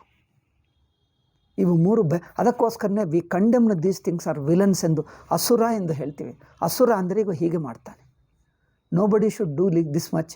ಈ ಇನ್ನೊಬ್ಬರನ್ನು ಆಪ್ರೆಸ್ ಮಾಡಿ ಅವರಲ್ಲಿ ಗಿಲ್ಟ್ ಸೃಷ್ಟಿ ಮಾಡಿ ಅವರ ಆತ್ಮವಿಶ್ವಾಸ ಆತ್ಮಗೌರವವನ್ನೇ ಕಲ್ಕೊಂಡರೆ, ಅದಾಗಿಬಿಟ್ಟರೆ ಇದನ್ನು ಸಂಸ್ಕೃತಿಯಲ್ಲಿ ಹೇಳಬೇಕಾದರೆ ತೇಜೋವಧ ಎಂದು ಹೇಳ್ತೀವಿ. ತೇಜೋವಧ ಅಂದರೆ ನಮ್ಮ ಶಾಸ್ತ್ರೀಯ ಪರಿಭಾಷಾ. ದಿಸ್ ಈಸ್ ಎ ಟೆಕ್ನಿಕಲ್ ಶಾಸ್ತ್ರೀಯ ಲ್ಯಾಂಗ್ವೇಜ್. ದಿಸ್ ಈಸ್ ಕಾಲ್ಡ್ ತೇಜೋವಧ. ಅಂದರೆ terrorizing a person, psychologically trauma create ಆಗ್ತದೆ. ಹಾಗೆ ನೋಬಡಿ ಶುಡ್ ಡೂ ದ್ಯಾಟ್. ತೇಜೋವಧ ಮಾಡಬಾರದು ಇನ್ನೊಬ್ಬರಿಗೆ. ಇದು ಯಾರಿಗೆ ಮಾಡಬೇಕಂದ್ರೆ ಇನ್ನೊಬ್ಬ ಅಸುರರಿಗೆ ಮಾಡಬೇಕು. ಅಸುರರು ನೋಡಿ, ರಾವಣರು ದುರಹಂಕಾರದಿಂದ ಮಾಡಿದ್ದರೆ ಅವರ ದುರಹಂಕಾರವನ್ನು ಒಡೆದು ಹಾಕುವುದಕ್ಕೆ ಪೀಡಿಸು, ಭಯಂಕರ ಪೀಡಿಸು, ಅವರ ಅಹಂಕಾರವೇ ಒಡೆದು ಹಾಕುವ ಹಾಗೆ ಪೀಡಿಸು. ಅಂದರೆ ಇನ್ನೊಬ್ಬ ಅಸುರರಿಗೆ ಮಾಡಬೇಕು ಅಂಥದ್ದು ಆಪ್ರೇಷನ್ ಅಷ್ಟೇ ಹೊರತು ಸಾಮಾನ್ಯ ಮನುಷ್ಯರಿಗೆ ಮಾಡಬಾರದು. ಸಜ್ಜನರಿಗಂತೂ ಅಯ್ಯೋ ಮಾಡಲೇಬಾರದು. ತುಂಬ ಹೇಳಿದೆ. ಐ ಥಿಂಕ್ ಇದರ ಕುರಿತು ಇನ್ನೇನಾದರೂ ಇದು ಇನ್ನೂ ಸ್ವಲ್ಪ ಸೂಕ್ಷ್ಮ ಇದೆ, ಇನ್ನೂ ಈಗ ಆಳವಾಗಿ ಹೋಗ್ತದೆ. ಸಜ್ಜನರನ್ನು ಹೇಗೆ, ಸಜ್ಜನರು ತಪ್ಪು ಮಾಡಿದ್ದರೆ ಹೇಗೆ ಟ್ರೀಟ್ಮೆಂಟ್ ಮಾಡಬೇಕು, ಸಾಮಾನ್ಯರು ಮಾಡಿದ್ದರೆ ಹೇಗೆ ಮಾಡಬೇಕು, ಅಸುರರು ಮಾಡಿದ್ದರೆ ಅವನೇ ಟೆರರಿಸ್ಟು ತಪ್ಪು ಮಾಡಿದ್ದರೆ ಅವನಿಗೆ ಮೈಲ್ಡಾಗಿ ಸೌಮ್ಯವಾಗಿ ಶಿಕ್ಷೆ ಕೊಟ್ಟರೆ ಅವ ಟೆರರಿಸಮ್ ಬಿಡಲ್ಲ. ಒಬ್ಬ ಟೆರರಿಸ್ಟ್ ಇರುತ್ತಾನೆ, ರೇಪಿಸ್ಟ್ ಇರುತ್ತಾನೆ, ಅವರಿಗೆ ಬೇಲ್ ಕೊಟ್ಟು ಬಿಡ್ತಾರೆ, ಅವ್ರು ಇನ್ನೊಂದು ರೇಪ್ ಮಾಡ್ತಾನೆ, ಇನ್ನೊಂದು ಕೊಲೆ ಮಾಡ್ತಾನೆ. ಟೆರರಿಸ್ಟ್ಗೆ ಸೌಮ್ಯ ಪನಿಷ್ಮೆಂಟ್ ಸಾಕಾಗಲ್ಲ, ಅವರನ್ನು ಅಹಂಕಾರವನ್ನು ಬ್ರೇಕ್ ಮಾಡುವ ಪನಿಷ್ಮೆಂಟ್ ಬೇಕು. ಅವರ ಅಹಂಕಾರ ಗಟ್ಟಿಗೊಳಿಸಿ ಮಾಡಿದ್ದರೆ ಅವರ ಧೈರ್ಯ ನೋಡಿ. ಕೆಲವರು ಅರೆಸ್ಟ್ ಮಾಡ್ತಾರೆ ಟೆರರಿಸ್ಟ್ಗಳು, ಅವರು ಕ್ಯಾಮರಾ ಎದುರಾಗಿ ಎಷ್ಟು ಧೈರ್ಯದಿಂದ ಹೀಗೆ ಕೂತ್ಕೊಂಡು ಮಾತಾಡ್ತಾನೆ, ಧೈರ್ಯದಿಂದ ಮಾತಾಡ್ತಾನೆ. ಅಂದರೆ ಅವರಿಗೆ ರಿಗ್ರೆಟೇ ಇಲ್ಲ, ಪಶ್ಚಾತ್ತಾಪ ಇಲ್ಲ, ಅಯ್ಯೋ ತಪ್ಪು ಮಾಡಿದೆ ಎಂದು. He is not admitting the mistake. ಅಂಥವರಿಗೆ ಮೈಲ್ಡ್ ಪನಿಷ್ಮೆಂಟ್ ಕೊಡೋದೇಕೆ? ಆದ್ದರಿಂದ ಸಜ್ಜನರು ತಪ್ಪು ಮಾಡಿದ್ದರೆ ಅವರಿಗೆ ಒಂದು ಮಾತು ಸುಮ್ಮನೆ ಹೇಳಬೇಕು. ಅತ್ಯಂತ ಮಹನೀಯರು, ಗುರುಗಳು, ಪೂಜ್ಯರು, ತಾಯಿ ತಂದೆ ಅಂಥವರು ತಪ್ಪು ಮಾಡಿದ್ದರೆ ಅವರಿಗೆ ಇಂಡೈರೆಕ್ಟ್ಲಿ, ಈಗ ನೋಡಿ ಗುರುಗಳೇ ಇದಾಯಿತು, ಇದರಿಂದ ನಮಗೆ ತೊಂದರೆ ಆಯಿತು ಎಂದು ಸುಮ್ಮನೆ ಹೇಳಿಬಿಟ್ಟು ಬಿಡ್ತೀವಿ. ನೋ, ನೀವು ಇಂಟೆನ್ಷನಲ್ಲೇನು ಮಾಡಲಿಲ್ಲ, ನೀವು ಬೇಕೆಂದು ಮಾಡಲಿಲ್ಲ, ಬಟ್ ಹೀಗೆ ಆಯಿತು ಎಂದು ನಿಮಗೆ ಗೊತ್ತಾಗಲಿ ಎಂದು ಹೇಳಿದ್ದೀವಿ ಅಷ್ಟೇ. ಸಜ್ಜನರು ತಪ್ಪಾದರೆ ಸುಮ್ಮನೆ ಅವರಿಗೆ ತಿಳಿಸ್ತೀವಿ, ಅವರವರು ಕರೆಕ್ಷನ್ ಮಾಡ್ಕೊಳ್ತಾರೆ. ಅಯ್ಯೋ ಹೀಗೆ ಆಯಿತಾ, ಸಾರಿ ಎಂದು ಅವರೇ ಕರೆಕ್ಷನ್ ಮಾಡ್ಕೊಳ್ತಾರೆ. ರಾಮಚಂದ್ರನಂತವನಿಗೆ ತಪ್ಪು ಹೇಳಬಹುದಾ? ರಾಮಾಯಣದಲ್ಲಿ ರಾಮಚಂದ್ರ ಅವನಿಗೆ ಆ ತಪ್ಪು ಕಷ್ಟವಾಯಿತು ಅಂದವರ ದೃಷ್ಟಿಗೆ ತಂದರೆ, you bring it to attention, he will correct himself. ಈಗ ಅವರನ್ನು ಇನ್ನೂ ಹಿಂಸೆ ಮಾಡಿ, ತೊಂದರೆ ಮಾಡಿ, ಜೈಲಿಗೂ ಹಾಕಿ, ಈಗ ಅದು ಟೂ ಮಚ್ ಆಗುತ್ತದೆ. ಅಷ್ಟು ಮಾಡಬಾರದು. ಅವರು ಸಜ್ಜನರು, ಮಹಾತ್ಮರು ದೊಡ್ಡವರು ತಪ್ಪು ಮಾಡಿದ್ದರೆ ಆ ತಪ್ಪಿನಿಂದ ನಮಗೆ ಏನು ತೊಂದರೆ ಆಯಿತೋ ಆ ತೊಂದರೆಯನ್ನು ದೃಷ್ಟಿಗೆ ಸಾಕು, ಹಿ ವಿಲ್ ಕರೆಕ್ಟ್ ಹಿಮ್ಸೆಲ್ಫ್. ಈಗ ಸಾಮಾನ್ಯ ಮನುಷ್ಯನಿಗೆ ಏನಪ್ಪ ಹೀಗೆ ಆಯಿತು, ಇನ್ನೊಂದು ಸಲ ಜೋಪಾನವಾಗಿರು, ಹಾಗೆ ಮಾಡಬೇಡ ಎಂದು ಹೇಳಿಬಿಟ್ರೆ, ಅಯ್ಯೋ ಹೀಗೆ ಆಯಿತಾ, ಆಯ್ತಾಯ್ತು ಅರ್ಥ ಮಾಡ್ಕೊಳ್ತಾನೆ. ಅಂದರೆ ಮಧ್ಯಮನಿಗೆ ಹಾಗೆ ಮಾಡಬೇಡ ಎಂದು ಸ್ವಲ್ಪ ಜೋಪಾನವಾಗಿರು ಎಂದು ಸ್ವಲ್ಪ ಬೈದು ಬಿಡಬೇಕಾಗ್ತದೆ. ಇನ್ನೂ ಸ್ವಲ್ಪ ಮಧ್ಯಮನಿಗೆ ಸುಮ್ಮನೆ ಹೇಳಬೇಕಾಗ್ತದೆ.